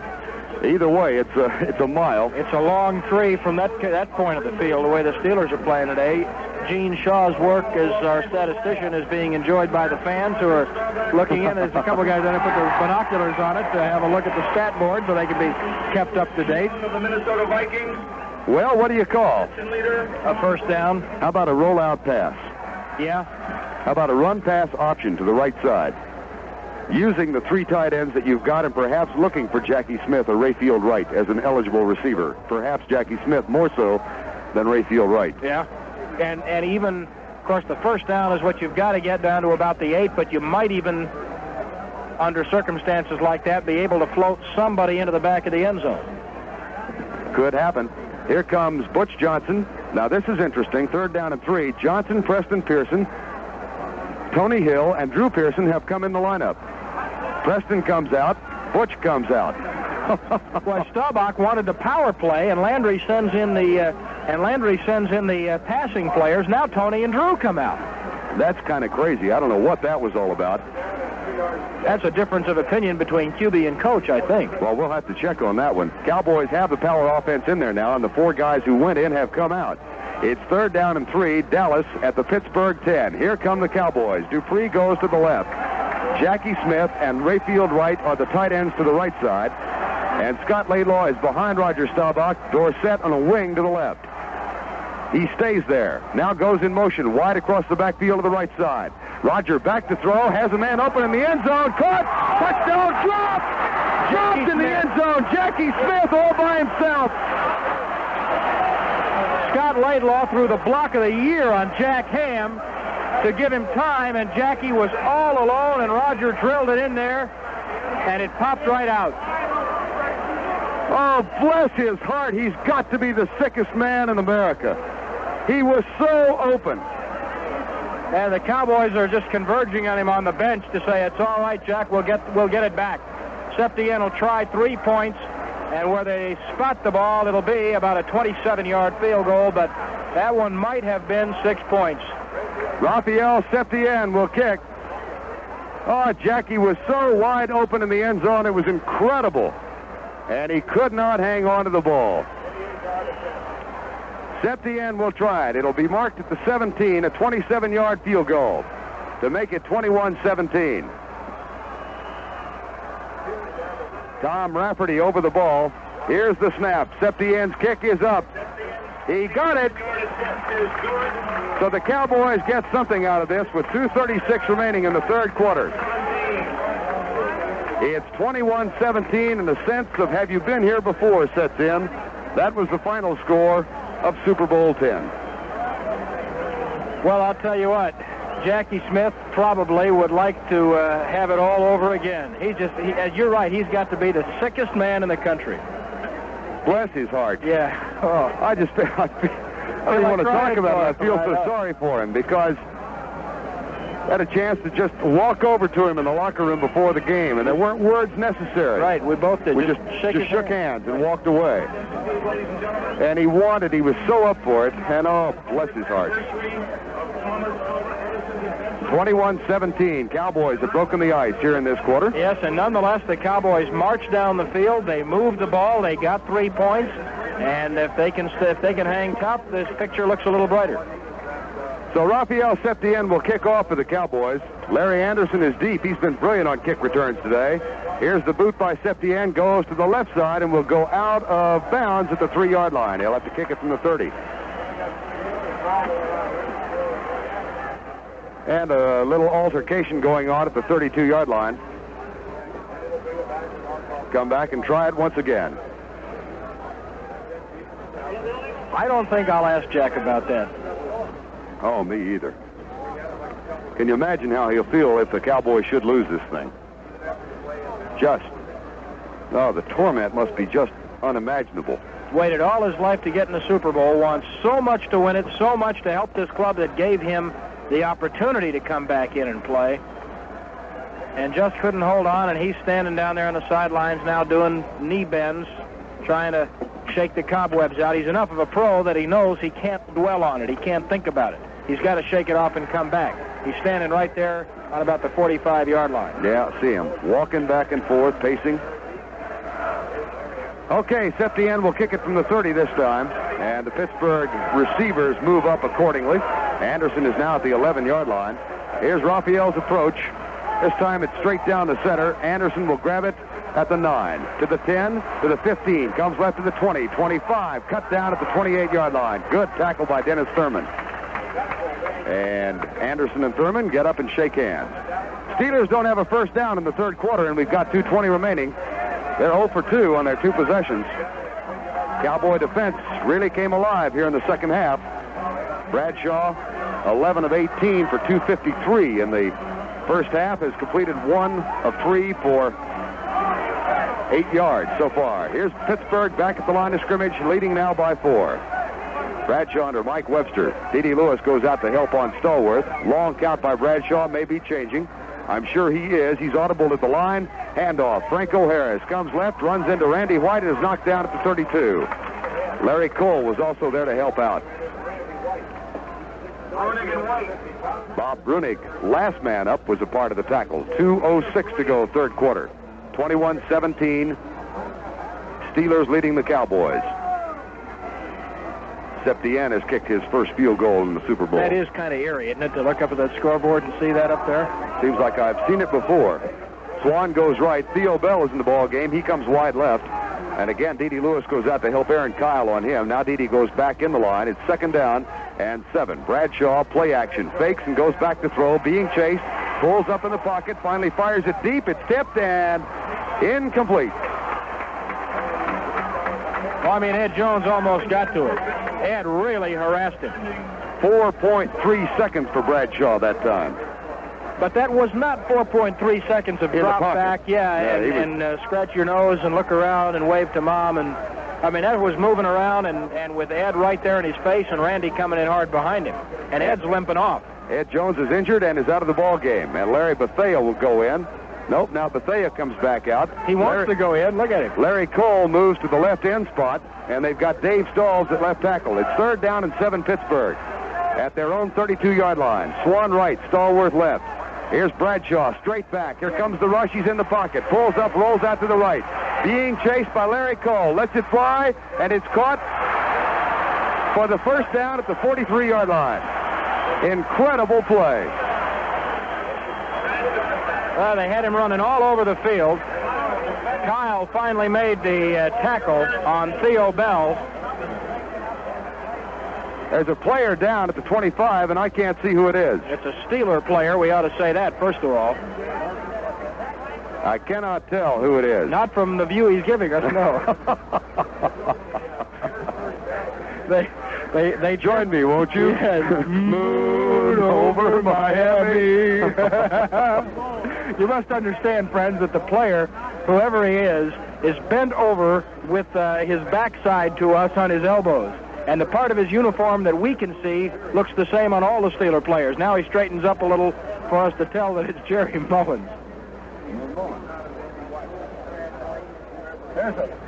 Oh, I see. We have a microphone problem again. May I do this? There's a momentary break in the action, so let's pause for this. You're listening to Dallas Cowboys football. Well, I'm the kind of man who does things right. I take pride in my work and enjoy my life. And when I use cement mix, I use Saccrete, yeah. Saccrete will set a post and build a patio. I made a barbecue pit and I was ready for more. So I fixed the cracks in my driveway yesterday. I made a neat flower box, a brand new step, and I fenced off my yard with just a little help. So when I think cement mix, I think Saccrete. You just add water. Bradshaw completes the pass to Theo Bell with 1:17 or 1:11 rather remaining in the third quarter, and that's the first Steeler first down of the second half. Now Bell comes wide left. He's in there in place of Stallworth, and Lynn Swan goes wide right, where Benny Barnes waits for him. Bradshaw calling out to his wide receivers. Has the ball. Play action, quick screen out to Swan. Swan drops the football. It's an incomplete pass. It'll be 2nd down and 10. You really have to go back and look at that first down play again. The pressure was there, and it was there from several sides, and they flushed him out of the pockets, and they got him on the roll, and Stalls was giving chase, and finally Bradshaw got loose of the thing and flipped it downfield, and you can't really blame Aaron Kyle because he's chasing everybody around, as they all were, but Bell just ran free. 2nd down 10, Pittsburgh. They come up to the line of scrimmage, and Theo Bell comes left against Aaron Kyle and D.D. Lewis, and Lynn Swan is wide right. Bradshaw, long count. Cowboys, no blitz look. Bob Brunig changes the defensive signal as Bradshaw audibles, and he drops straight back. The rush is coming. Bradshaw goes deep on the right side. The pass is dropped at the 42-yard line of the Cowboys. Benny Barnes with a great hit on Lynn Swan to force the incompletion because contact had been made, Swan and the ball. There was a fine play by Benny, and Bradshaw again drilled the pass out there, but Benny was not to be beaten that time, so Pittsburgh is going to have third down and 10. They are 1 out of 3 on third down conversions here in the third quarter. The prevent defense comes in. Dave Stahl, Mike Hegman, and Randy Hughes. Ed Jones, by the way, is back in the lineup for the Cowboys. He's at left end. Stahl's at left tackle. Randy White and Harvey Martin. It's 21-17 with 44 seconds remaining in the third quarter. Theo Bell comes wide left. Lynn Swan wide right. Bradshaw looks at Bell. Now looks at Swan. Now kneels down under Mike Webster. Blitz look for the Cowboys. Bradshaw's back. Blitz is on. They got him. Randy White wraps him up at the 41-yard line. Hughes was also there. The Cowboys, when they have blitz today, have had great success with it. And Mel Renfro said at halftime, I think they better blitz some more. But when they have gone to that, as they did late in the second quarter, it worked. And it worked there, and it's going to cause the Steelers to kick it away. And this game, with 36 seconds left to play in the third quarter, is a long, long way from being over. Boy, give the Cowboy defense all kinds of credit for a turnaround here in the third quarter.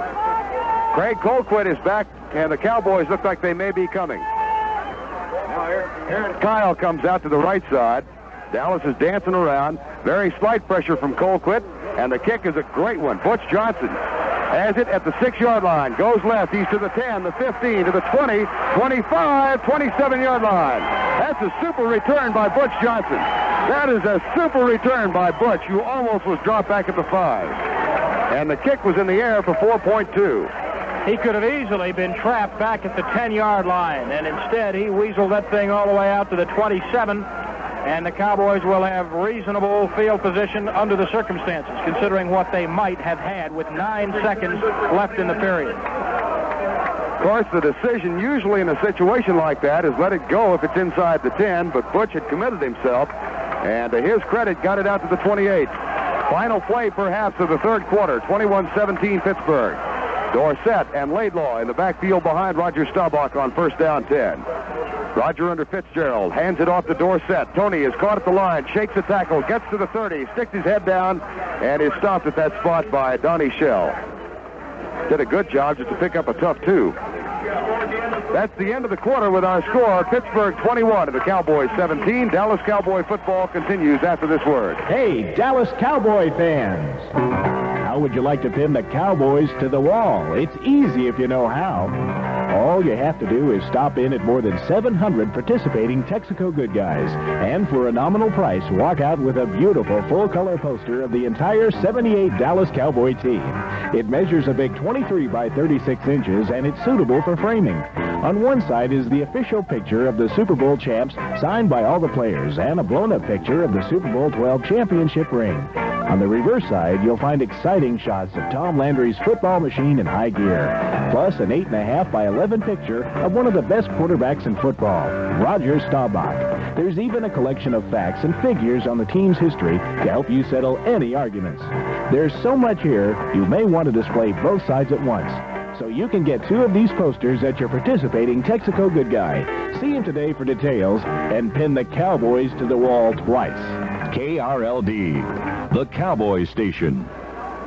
We are 15 minutes away from a determination of which team becomes the first in National Football League history to win 3 Super Bowl championships. The Cowboys with a dominant factor in quarter number 3. They shaved the margin to with only 4, and it's 21-17 as we start the final quarter. Verne Lundquist along with Brad Sham here in our telephone booth on the 25-yard line in the Orange Bowl in Miami. Superman would barely have room to change clothes in here.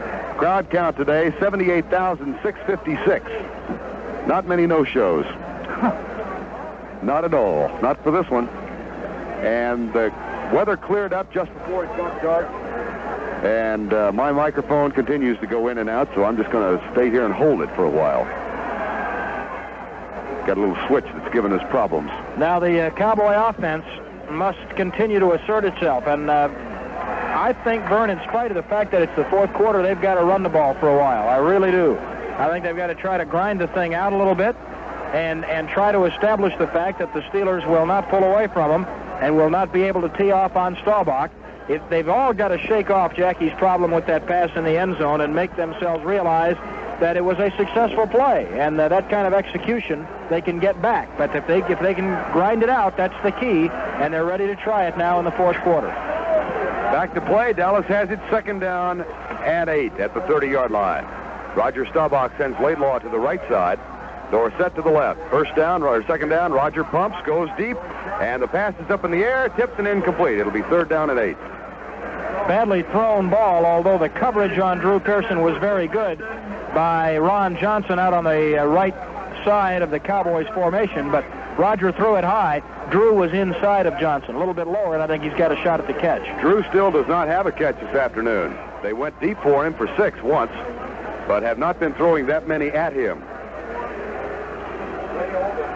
It's 3rd down and 8.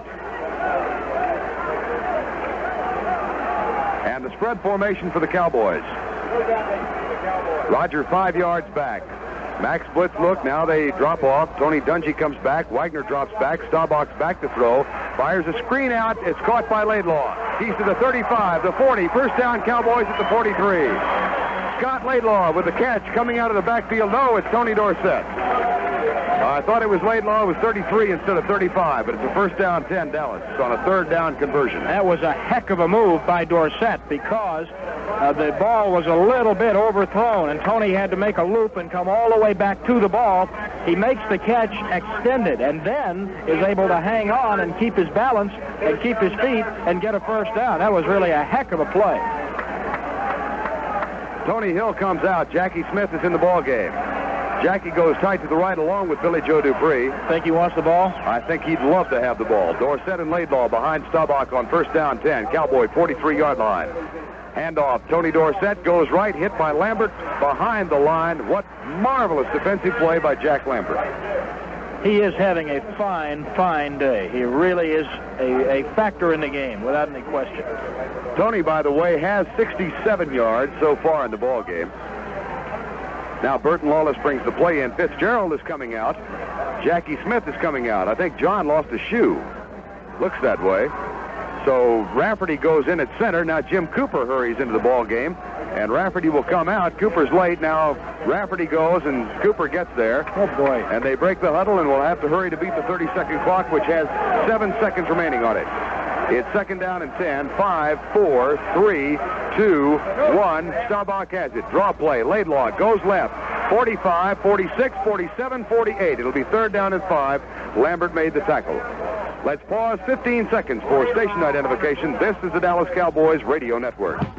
Get the complete rundown of the Cowboy game Monday on KRLD. The Cowboy Hour, 6 to 6:15. The Tom Landry Show, 6:15 to 7. Aztec Sham. All on KRLD, the Cowboy station. 3rd down, 5, Cowboys. They converted on 3rd down last time they had it. They have the ball at their own 48. They trail by 4 in the World Championship game. In the final quarter with 12:38 remaining, a spread formation for the Cowboys. Roger has it and drops back. The protection is good. A 4-man rush. Goes across the middle, and the ball is batted down in the line of scrimmage. Incomplete pass. And I think it was L.C. Greenwood who got a hand on it right in the middle of everything. And there's a big defensive play for the Steelers, who now have to just sit back and play defense. Theo Bell goes back to return the punt of Danny White.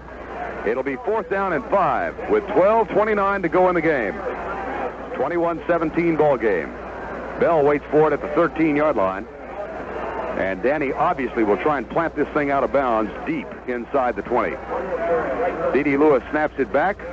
Danny takes his time, thinks about running, now finally kicks it to the right side. It takes a Cowboy bounce and is killed at the 9-yard line. There's also a flag down at the 45-yard line, so hold everything. You tend to think that could be an illegal receiver downfield, and that's exactly what it is. So the Cowboys will have to do it again. Well, there's a shame, because the special teams, as we said earlier, is going to be so big in this game. Danny got a great punt away. Benny Barnes had great coverage, killed it at the 9. All for naught because someone on the left side broke the containment too quickly, and Danny's going to have to kick it again. It'll be a 4th down 10 this time. And that was a marvelous kick because it had been killed at the 9-yard line. But they've got to do it again. Here's a call from Pat Haggerty. We'll try and pick it up. Dennis Thurman was the man who was illegally downfield. And Danny is back to try it again. Theo Bell waits for it at the 17-yard line. We'll try it once again. White is back at the 28-yard line. D.D. Lewis snaps it back. Here comes Danny with the kick. Line drive shot. Chases Bell back to the 8. He gets it at the 8, comes right to the 10, and is cut down at the 13-yard line. Hollywood Henderson got down there and cut him down. Well, that's a heck of a play by Henderson down there on punt coverage. Was it ever? Whew. So Pittsburgh gets it back with 12:08 remaining. 55 yards, 50 yards on the kick. There's a timeout on the field with our score. Pittsburgh 21, the Cowboys 17. Dallas Cowboy football continues in a moment. Jack in the box. Really cooking now. A jumbo jack, a movie jack, a bonus jack. A super scoop of fries, I have a breakfast jack. Even you make the natural thing, the secret sauce is still the bomb. The tacos really taco and the food never stops at Jack in the box. The food never stops at Jack in the box. Jack in the box. Now you're cooking, Jack. Jack in the Box restaurants. Jack in the box. Really cooking now. If you were sick or hurt and couldn't work, would your family be hurting too without your paycheck? See your nearby State Farm agent for the health insurance plan you need today. It's money you need for the people you love. And like a good neighbor, State Farm is there. Give your nearest Metroplex State Farm agent a call. Look for their listing in the yellow pages. Ball has been spotted just short of the 15, so officially it will be the 15-yard line. Pittsburgh has it with the wind behind them here in the fourth quarter, and they hold on to a 21-17 lead, but they have picked up just one first down in the last 18 minutes. And they were awesome in the first half offensively. Steelers break and come to the line of scrimmage. Rocky Bleier, Franco Harris, the setbacks. Bradshaw, the quarterback. Theo Bell, I don't know if Stallworth is injured, but he hasn't played much in the second half. Bell is wide right, Swan right, wide to the right side, and Bell left. Up and down set, Pittsburgh. Bradshaw has it, pitch out. Franco Harris comes right, jammed up, knocked down at the 17. Ed, Too Tall Jones, and Harvey Martin and Larry Cole are all a part of it. It's a gain of 2. Franco has 39 yards now on 18 carries. Well, they're just not running on the Cowboys, and that obviously puts so much more pressure on both the pass rush and especially on the cornerbacks as well. Bradshaw, 13 of 25 for 273, but most of that in the first half. Again, Bell to the left side, and Swan to the right on second down 8. Cowboys show the blitz look. They're coming. Bradshaw just flips it out to get rid of the blitz. He was about to be buried by Randy White, and it'll be third down and 8. Boy, I tell you, that was a dump if you've ever seen one. And Brunig was also coming, so was D.D. Lewis. It'll be third down, 8. How do you like a turnover? Oh, apple, cherry, doesn't make any difference. Yes, isn't that the truth? Got to be a turnover, and then the momentum swings the other way. It's starting to turn a little bit. Yep. But you can't really say, I mean, it's almost back to an even keel game now. But the problem is you've spotted the bad guys 4 points. Here come the Steelers, and Bell goes to the left against Aaron Kyle. Lynn Swan comes wide right on third down 8 at the Pittsburgh 16-yard line. Bradshaw under Mike Webster. He's back to throw. Here comes the pressure. He flips it out left side. It is caught by somebody, and they're going to give him the first down. Yeah, the spot there is critical, and I'm not sure. It was Grossman, I think. Yeah. And the question is whether he caught it in first down territory or not before Cliff Harris wrapped him up. The officials think he did. That's going to be a judgment call, and you got to say they're right down there, so you got to give him the benefit of the doubt. Big play by Bradshaw, huh? Yep, sure was. First down 10 at the 26 officially, and here come the Steelers. 10:51 remaining in Super Bowl 13. Bell left side, Swan right side. And Bradshaw with split backs behind him. Grossman tight to the right side on first down 10. Now the offensive line is set, and Bradshaw will throw. Drops back. Here comes the rush. He fires it out. It's caught down low at the 39-yard line by Lynn Swan. Another first down for the Steelers, and Terry let it go in 2.1 that time. Swan curled right in front of Benny Barnes, and the way that Harris and Waters are talking to each other, it makes me think that there may be some confusions in the coverages back there in the secondary. So for the first time here in this half, the terrible towels come out in the Pittsburgh section. They haven't had much to cheer about, but that's 2 first downs in succession, and the flip this time to the left side with Theo Bell and Lynn Swan. It's 1st and 10 at the Pittsburgh 39-yard line. Bradshaw, long count. Finally has his offensive line set. Pitch out, quick side to Franco Harris. Goes left, and Randy White and Aaron Kyle knock him down after a gain of 3. Had great pursuit from D.D. Lewis, and that's exactly what the Steelers were taking advantage of, because D.D. came from the weak side and pursued right past the play on the pitch.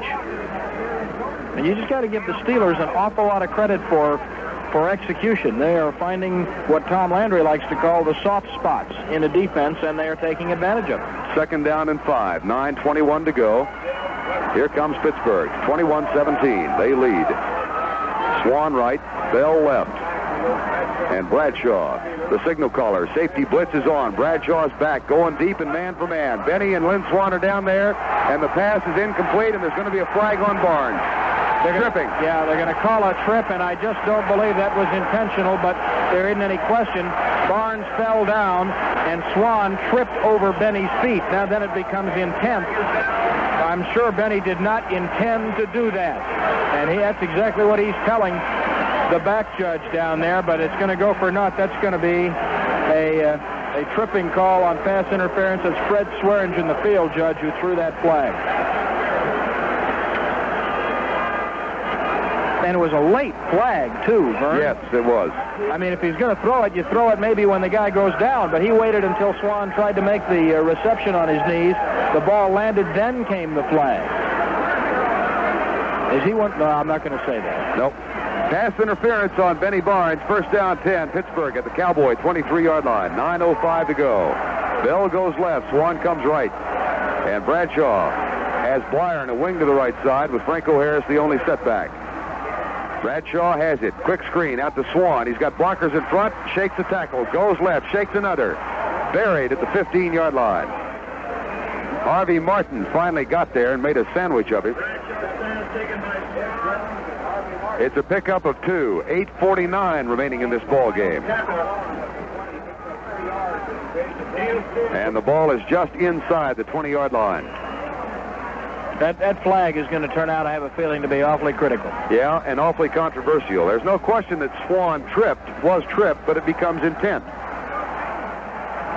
It's 2nd down and 8. He tripped. The question is, was he tripped? Yes. Bell goes left. Swan comes right. Bradshaw 16 of 29 for 299 yards, a Super Bowl record. Blitz is threatened by the Cowboys. Bradshaw hands it off to Franco Harris. The power sweep to the right. Franco is caught on a brilliant defensive play and dragged down at the 19. D.D. Lewis did one heck of a job of fighting off the block of Jerry Mullins. It'll be 3rd down with 7:59 to go. It'll be 3rd and 7. Now they're going to mark the ball down inside the 20, and it'll be 3rd down and about 5. Prevent defense for the Cowboys. Harvey Martin limps off a little bit, and Larry Bethea takes his place. Here comes Pittsburgh on 3rd down. Now they've ruled it 4 yards. Both wide receivers wide right. Bradshaw has been intercepted once in the ball game by D.D. Lewis back early. Bradshaw looks over the Cowboy defense, which is uptight, showing a blitz tendency. He may be changing. Here comes the max blitz. Bradshaw's back. They've got him. Haul him down at the 30-yard line. Thomas Hollywood Henderson.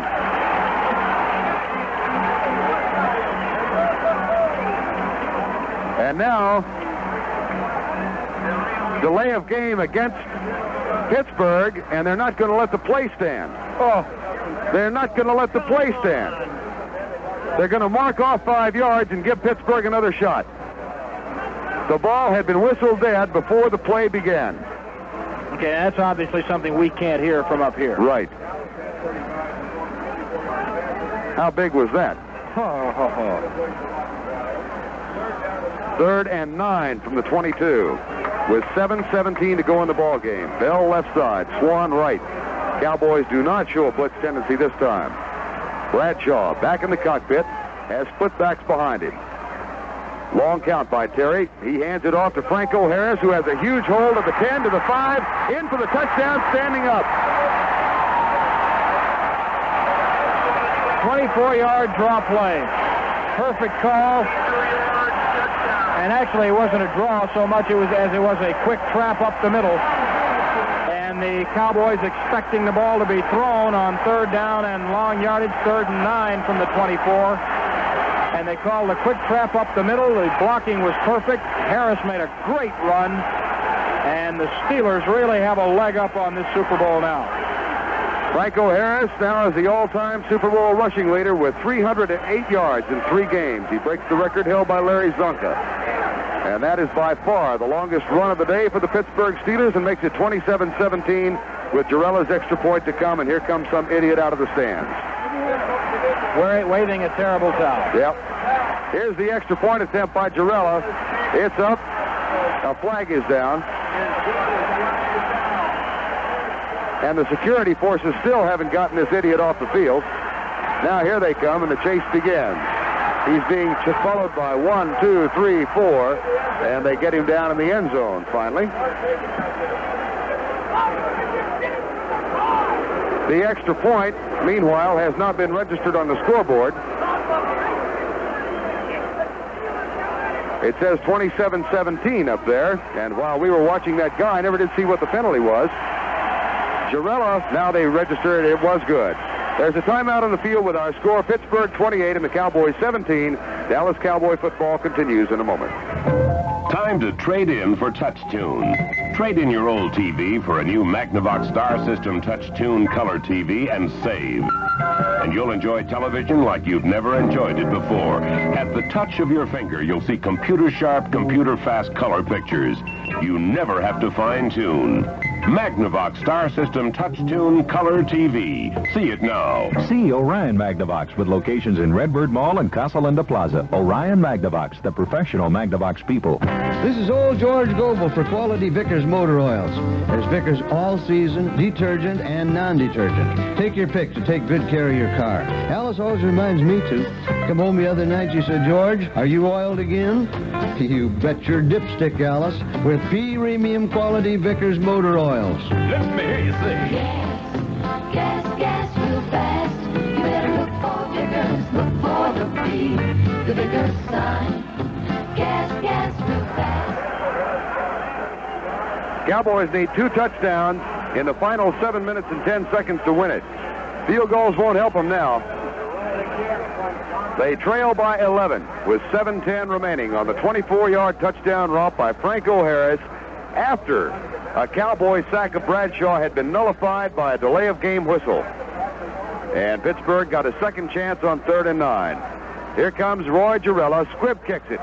It'll be picked up at the 25-yard line. Coming left, a fumble. As ball is free, Pittsburgh has recovered at the Cowboy 20-yard line, I believe. There's a scramble for the ball and no official indication yet who's got it. Some of the Cowboys think they have it. Let's see, no official indication yet. At the 20-yard line, they're still unstacking the bodies. And they still have not indicated who has the football. Randy White was the man who picked it up. Cowboy offense is on there. Steelers, everybody's standing around, and nobody's indicated yet who's got the ball. The Steelers think they have it. So do the officials. Yep, so do the officials.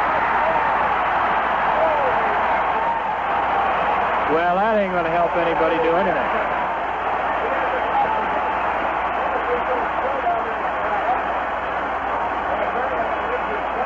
Steelers have recovered at the 19. And the squib kick works. Now we got a fist fight. Lambert's popping off at somebody. And they're going to get him out of there. Who is that that's being restrained over there by Bethea? Is that Thomas Henderson? Dennis Winston comes up with the ball, and he's holding it over his head. They are jawing at Henderson something fierce, and Thomas wanted to go after him and take a piece out of him, and Bethea had to restrain him from doing that. 28-17, and Randy White was hit on the squib kick. That's exactly what Pittsburgh was hoping would happen. And they recover at the 19-yard line. Bell goes left. Swan comes right. It may be all over, and fans are starting to stream out of here with 6:58 remaining. Bradshaw will throw, fakes, and goes across the middle deep. Swan is open, caught, touchdown. What a brilliant throw by Bradshaw. What a brilliant catch by Swan. And this game is going to wind up being like the Cowboy-Ram game. It's going to wind up being a score more lopsided than the difference between the two teams. It's 34-17 now with 6:51 remaining. And the spiking in the end zone continues. 19-yard pass, I believe.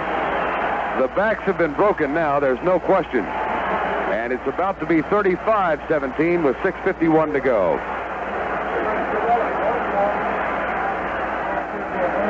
Here's the snap. Girella's kick is up, and it's good. There's a timeout on the field with our score now. Hold it, there's another flag down. Another flag on the field.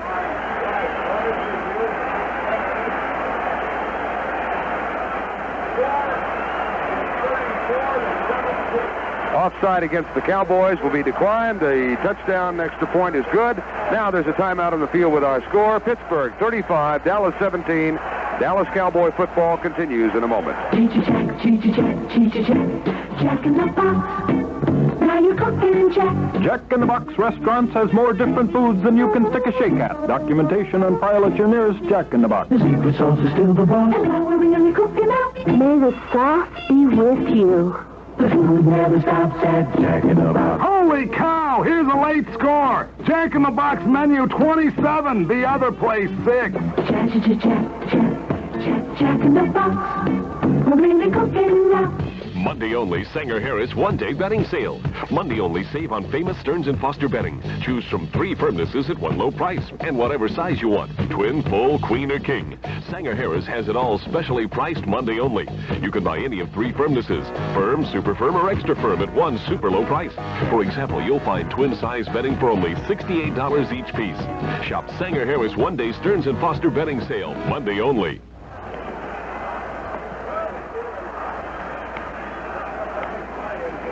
It's erupted here in the fourth quarter, and it did so on a couple of controversial calls. First of all, a pass interference call on Benny Barnes that gave Pittsburgh great shape prior to a touchdown run by Franco Harris, then the delay of game call, and finally the squib kick, of course, recovered by the Steelers. And it's all over now as the stands begin to empty. 35-17, and the Pittsburgh Steelers, barring some combination of about 3 Hail Mary passes, will become the first team in the history of the NFL to win 3 Super Bowls. Girella's on to kick it. And Pat Haggerty is waiting. Finally says, all right, let it go. Here's the approach at the 40-yard line. Girella's kick. This time he goes deep. And Butch Johnson has it at the 5, the 10, the 15, the 20. Goes to the outside. At the 23, a flag is down as Butch is up to the 28-yard line. Jack Delaplane made the tackle. This will somehow come out as being a triumph for the blue collars over the white collars somehow. You know, I'm thinking back to what you said. It is going to look like the L.A. game in terms of a 28-0 victory that was not nearly that decisive. And that will be what will be reflected here between the Steelers and the Cowboys. As it was 21-17 and the Cowboys were dominating. Then 2 quick third down passes by Bradshaw to keep first downs, or a third down and a first down pass. The long heave to Swan, the pass interference call. Then the delay of game penalty, followed by a 24-yard run by Franco Harris, the squib kick and the fumble recovery, and a swan touchdown pass, and all of a sudden you look up at the scoreboard and you're down by 18. High formation for the Cowboys, and Staubach is back to throw. Roger flips it out for Dorsett.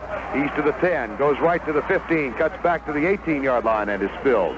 Now, you made a point in there that I really had almost forgotten about, and that is the delay of game thing, because Henderson had sacked Bradshaw on the blitz, and they were going to be pushed way back. At that point, it's still 21-17, and maybe hold them to no points, quite possibly, and instead they get new life and are able to drive in. Yeah, it would have been a 47-yard field goal attempt. 35-17, 6:05 remaining, and some of the fans starting to depart. No, I think it looks like it because there's so many of them, but I think those are all Riders on their way down to the field. Ah, you're right. 2nd down and 2, Cowboys. Laidlaw and Dorsett in the backfield. Roger has it, drops back to throw. He's not had the greatest day of his career, and he's sacked now at the 9-yard line. Dodgers only 8 out of 18 for the day.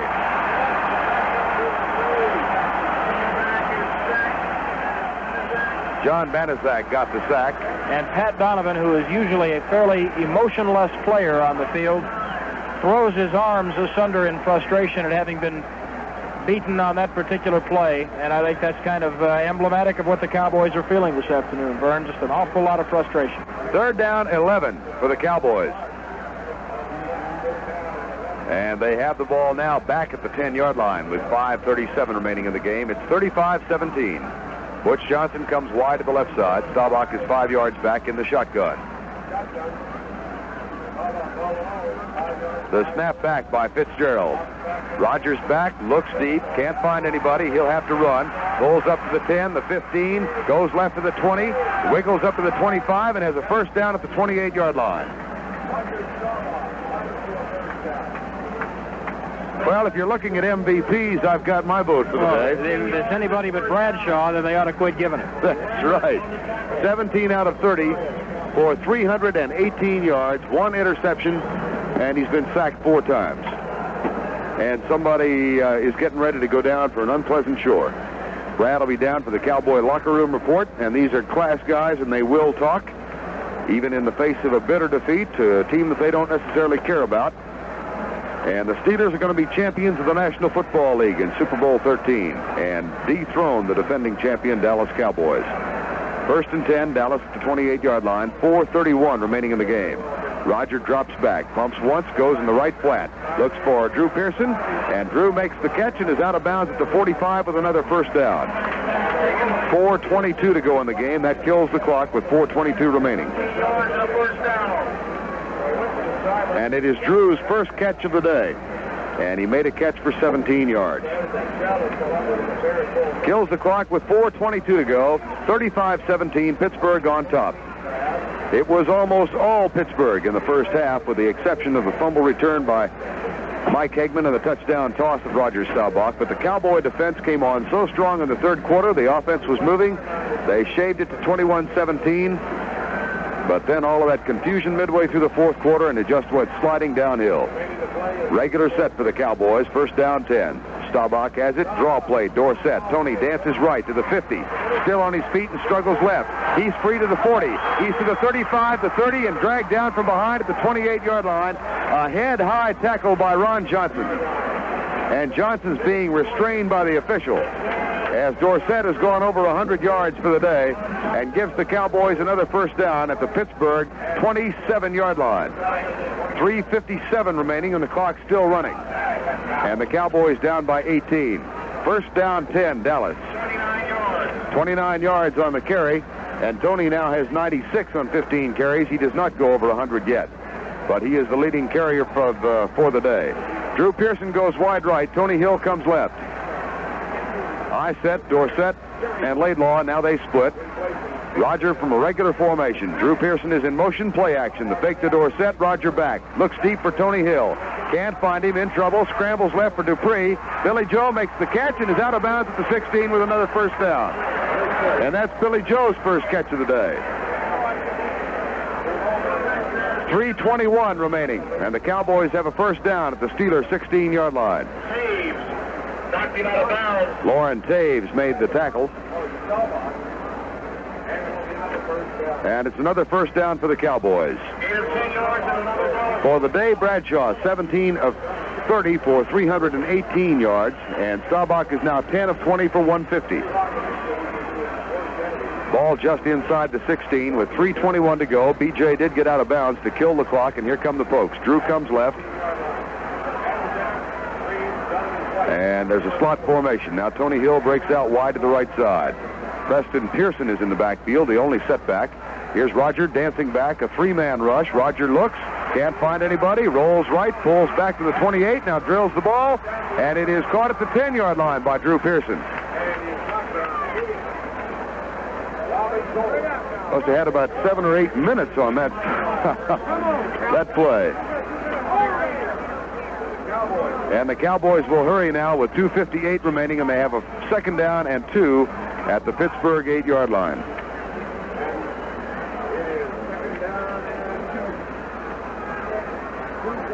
Here come the Pokes. Hill goes wide to the right side. Drew Pearson comes left. Up and down set. Preston Pearson the setback. Tony Hill breaks wide right. Now Preston directly behind Roger Staubach. Roger drops back, fires it out of the flat for Billy Joe Dupree to the 5 and in for the touchdown. Dupree has scored, and it's 35-23 with the extra point to come. Anybody want to start thinking about San Francisco? 1972, 30-28. Cowboys were down in that one 28-16 with 2.5 minutes to go and came back to win it. It's 35-23 with 2:27 remaining. Dupree with a touchdown catch. That's Rogers' second of the day. And Raphael Septien will author the extra point.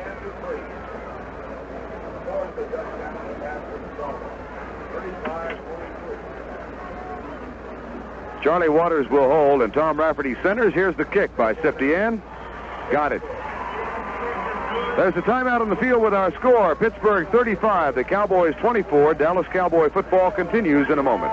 Can you help me, sir, please? Little Bo Peep? I've lost my sheep. The little woolly fellows that came by here before, they must be yours. Were they baying? Yes. Did they have 4 legs? Mm-hmm. Those are my sheep. Oh. You know how some people lose their keys every time they leave the house. You lady with the staff, is this one of yours here? Yes, thank you.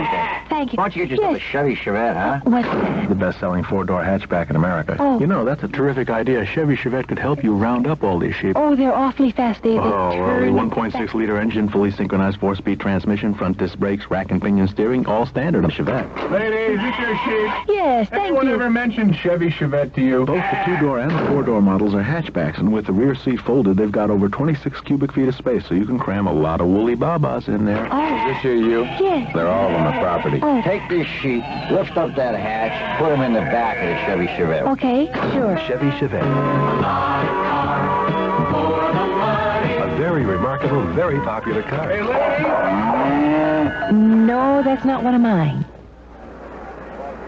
Cowboys have shaved the margin of difference to 11 points now, but they still have to have 2 touchdowns to get in front, and they've got to get them in the final 2 minutes and 27 seconds.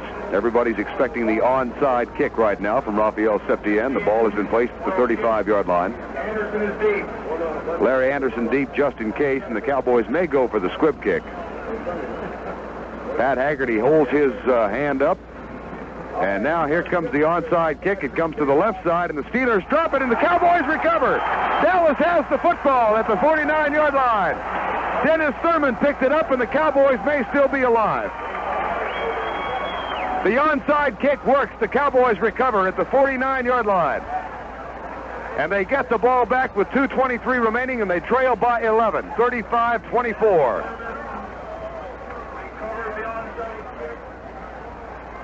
Well, how about that? They've got the ball at the 48-yard line. Roger is now 13 of 23 for 166. Scott Laidlaw comes out. They'll leave Preston Pearson in there, and the Cowboys will go from the shotgun. 2:23 remaining. Shotgun formation. Dorsett and Preston Pearson in the backfield. Preston goes in a wing to the right side. Now comes back to help Staubach with the block. Fitzgerald snaps it back 5 yards. Staubach drops back, looks deep, can't find anybody, now drills it. It's caught by Dupree at the Pittsburgh. Oh, he dropped it. Dropped it. And that kills the clock with 2:16 remaining. It'll be 2nd and 10 at the 48. Burton Lawless brings the play in. Tom Rafferty comes to the bench. Tony Dungy comes into the defensive secondary for the Steelers now. 35-24. Roger 13 of 24 for 166. Hill has caught 2. Drew has caught 2. Dorsett has caught 3. Dupree has caught 2. Butch Johnson 1. And Preston Pearson 2. Lynn Swan has caught 7 for 124 today. And John Stallworth 3 for 115. Shotgun formation, 2nd down and 10. Here's the snap to Staubach. Rolls back, fires it out in the right flat. It's caught by Drew Pearson. 1st down, spins out of the tackle. He is to the Pittsburgh 32-yard line. And Preston Pearson takes Mike Wagner out of the play with a clean, crisp block. And the Cowboys have a 1st down at the Steeler 30-yard line. And here is the 2-minute warning. There's a timeout on the field with our score now. Pittsburgh 35 and the Cowboys 24. Dallas Cowboy football continues in a moment.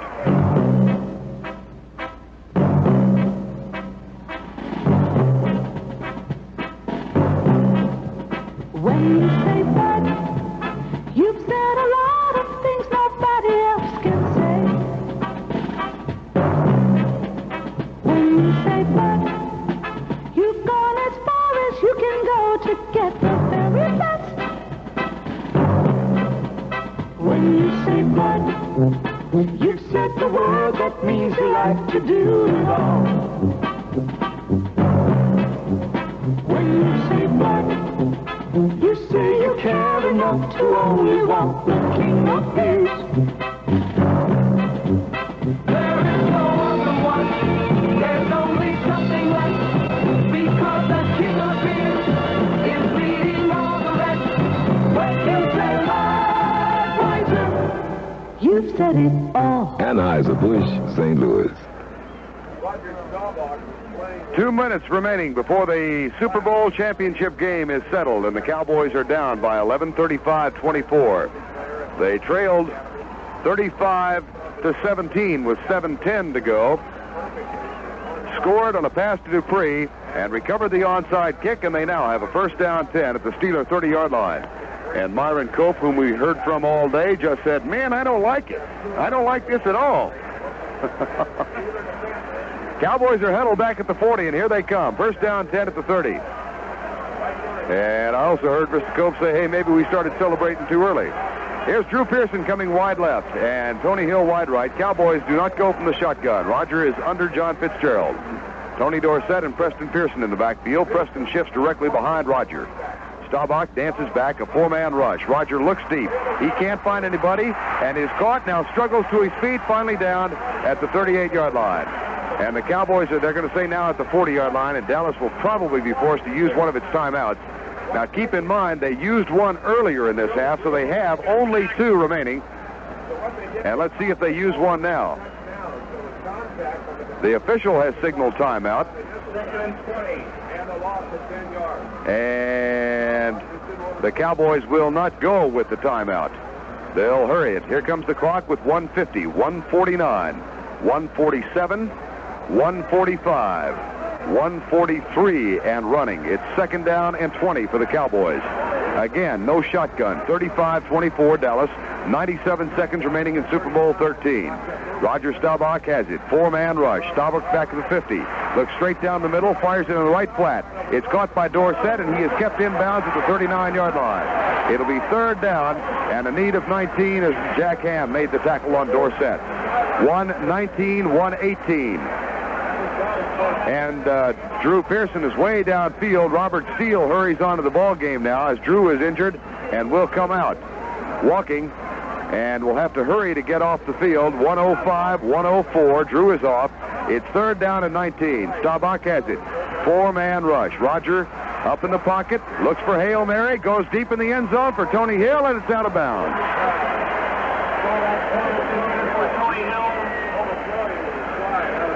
Steve Verne is injured on the play for the Pittsburgh Steelers.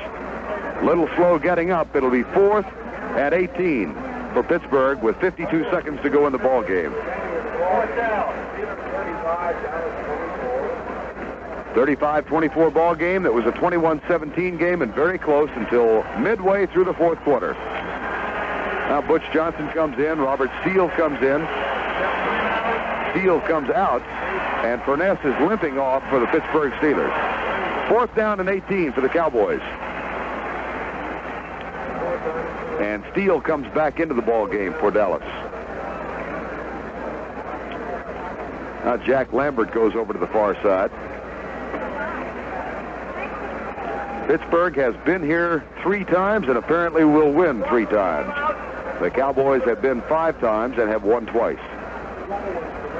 Timeout has now been called, and that should leave the Cowboys with 1. Or has Pittsburgh called timeout?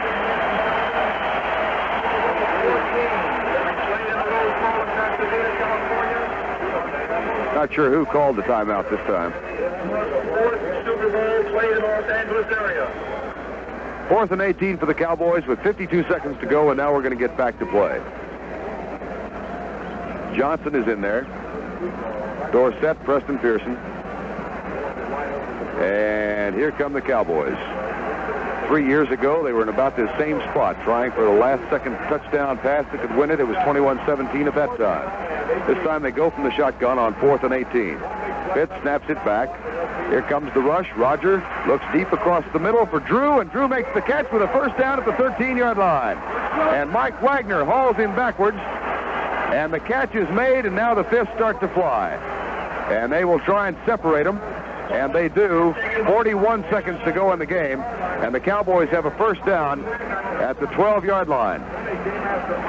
So Drew makes the catch, and it was a marvelous catch by the Cowboys wide receiver, his 4th of the game. And it's good for the conversion on the 1st down. And there's a player down on the field. It's Drew.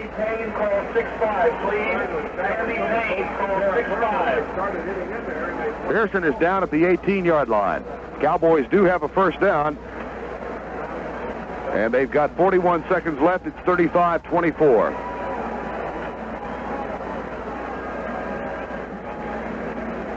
Boy, give credit to these guys on offense. They're just wailing away and refusing to give up. They convert a 4th down 18. They converted a 4th down 16 in Minnesota one year, I recall, and then hit a Hail Mary pass to win it. Drew is down, and he's going to be assisted to his feet. He's helped up and comes out. Roger now 16 of 28 for 215. Tony Hill comes in, along with Roger Staubach. They have been talking with Tom Landry on the sideline. 41 seconds remaining on Super Bowl 13, and the blimp hovers above us. Right now, you've got to have all the 1st down and 13. 41 seconds remaining in the ball game. 35-24 Pittsburgh, and the Cowboys have a 1st down back at the 20-yard line. Your attention, please, ladies and gentlemen. If you have lost your children. Apparently there was a television timeout taken. No, now the Cowboys are huddled, and we're ready to go. Clock is running with 11 seconds. The clock itself is stopped, but the Cowboys have 8 seconds to get this play off. Now they've got 6, now 5, now 4, and Roger has it. Blitz is on. Staubach's back. Up in the pocket, out of a tackle, fires the ball to the 10. Dorsett has it, goes to the 5, and tries to get out of bounds and does at the 4-yard line. 32 seconds to go. Boy, what a marvelous play by Roger to avoid the tackle and then get rid of the football. And Tony got out of bounds to kill the clock at the 4-yard line. And Drew Pearson comes back in. 32 seconds remaining. And the Cowboys have a 2nd down, but they're not worried about the 1st down. They're worried about the touchdown. Tony made the catch at about the 10, went to his right. It got out of bounds inside the 5 at the 4. Here come the Pokes. 32 seconds to go. They've got 11 seconds or 16 seconds to get the play off. Regular set for the Cowboys. Hill to the left side. Drew Pearson wide right. Split backs behind Staubach on 1st down. Motion from Drew Pearson. Rogers back. Rolls right. Pulls up. Flips it short. Into the end zone. Incomplete. He had Preston Pearson open, And the pass, or Jackie Smith, rather, Preston, and the pass was a little short. 26 seconds to go.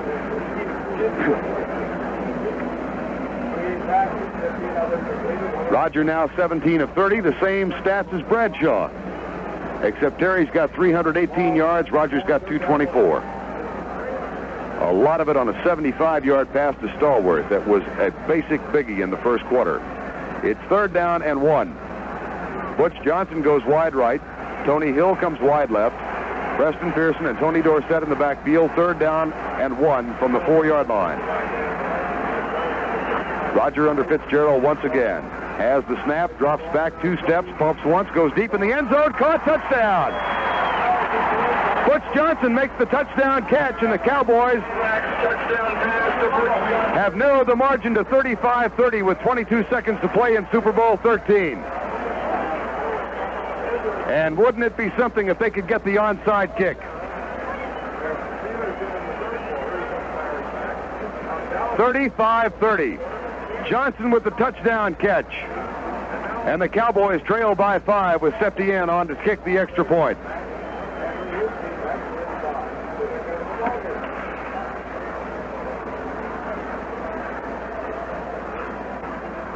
Charlie Waters will hold. Here's the snap from Rafferty. The kick is up. He got it. It's 35-31 Pittsburgh with 22 seconds remaining and the onside kick coming up. There's a timeout on the field. Pittsburgh 35, Dallas 31. Dallas Cowboy football continues in a moment. Monday only Sanger Harris one-day betting sale. Monday only save on famous Stearns & Foster bedding. Choose from 3 firmnesses at one low price and whatever size you want. Twin, full, queen, or king. Sanger Harris has it all specially priced Monday only. You can buy any of 3 firmnesses, firm, super firm, or extra firm at one super low price. For example, you'll find twin size bedding for only $68 each piece. Shop Sanger Harris one-day Stearns & Foster bedding sale Monday only. Avoid traffic jams and get to your destination fast and safe with a Model 447 Realistic CB from Radio Shack, featuring emergency Channel 9 priority switch. On sale now for only $89.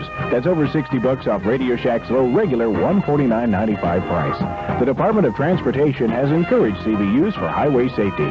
Make sure you drive with a sale-priced Realistic CB radio. You know Realistic is the hottest CB line in the country, and it's available in Dallas-Fort Worth only at Radio Shack. Well, that's you. The fact that he did have the endurance.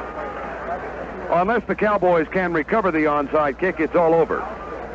Because they do not have enough timeouts left to kill the clock enough times to give them another shot at the ball. The Steelers will be able to run out the clock. But they did recover the onside kick last time out, and there are 22 seconds remaining in this ball game, and Dallas is now down by 4.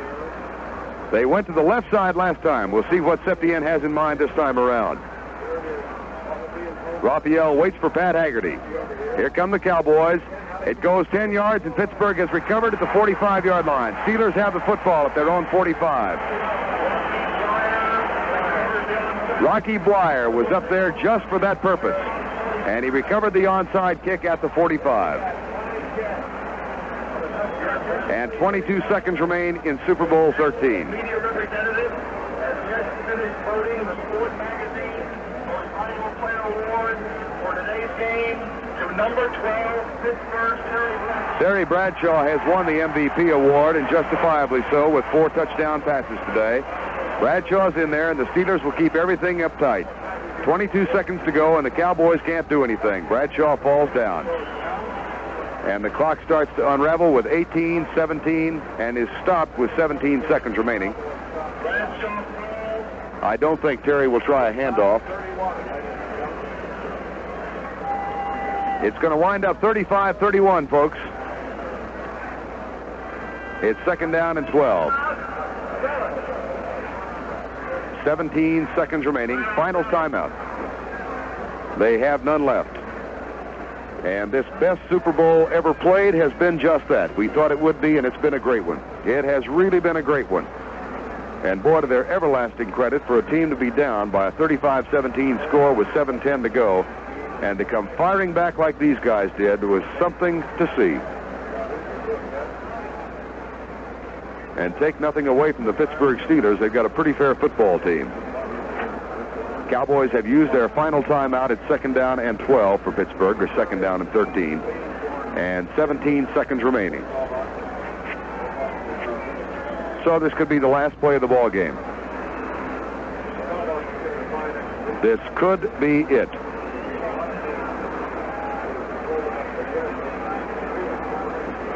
Second and 13. Cowboys have everybody up just in case. Bradshaw gets it, falls down. And the clock is unraveling now. It's going to be all over, guys. We'll count it down for you. 7, 6, 5, 4, 3, 2, 1. The Pittsburgh Steelers have become the first team in the history of the National Football League to win 3 world championships. It's all over, and the Steelers have won one of the best games ever played in this title match, 35-31. And there's a decent amount of security. Chuck Noll is being carried off by his players and some of the fans over on the far side. And the Cowboys begin the long, slow, agonizing walk to their own locker room. They have come to Miami for the 3rd time and lost here for the 3rd time. They lost 16-13 to Baltimore. They lost 21-17 to Pittsburgh. And this afternoon, on January 21st in 79, they lose by 4 once again, 35-31 to the Pittsburgh Steelers, the new champions of the National Football League, dethroning the Dallas Cowboys. It was a brilliant fight by both ball clubs, 21-14 at the half. The Cowboys shaved it to 21-17, and then Pittsburgh came back to break it open in the 4th quarter. The Cowboys were down by 18 with 7:10 to go. They came back to win it, or rather to narrow it to 4, and wound up losing by those 4 points.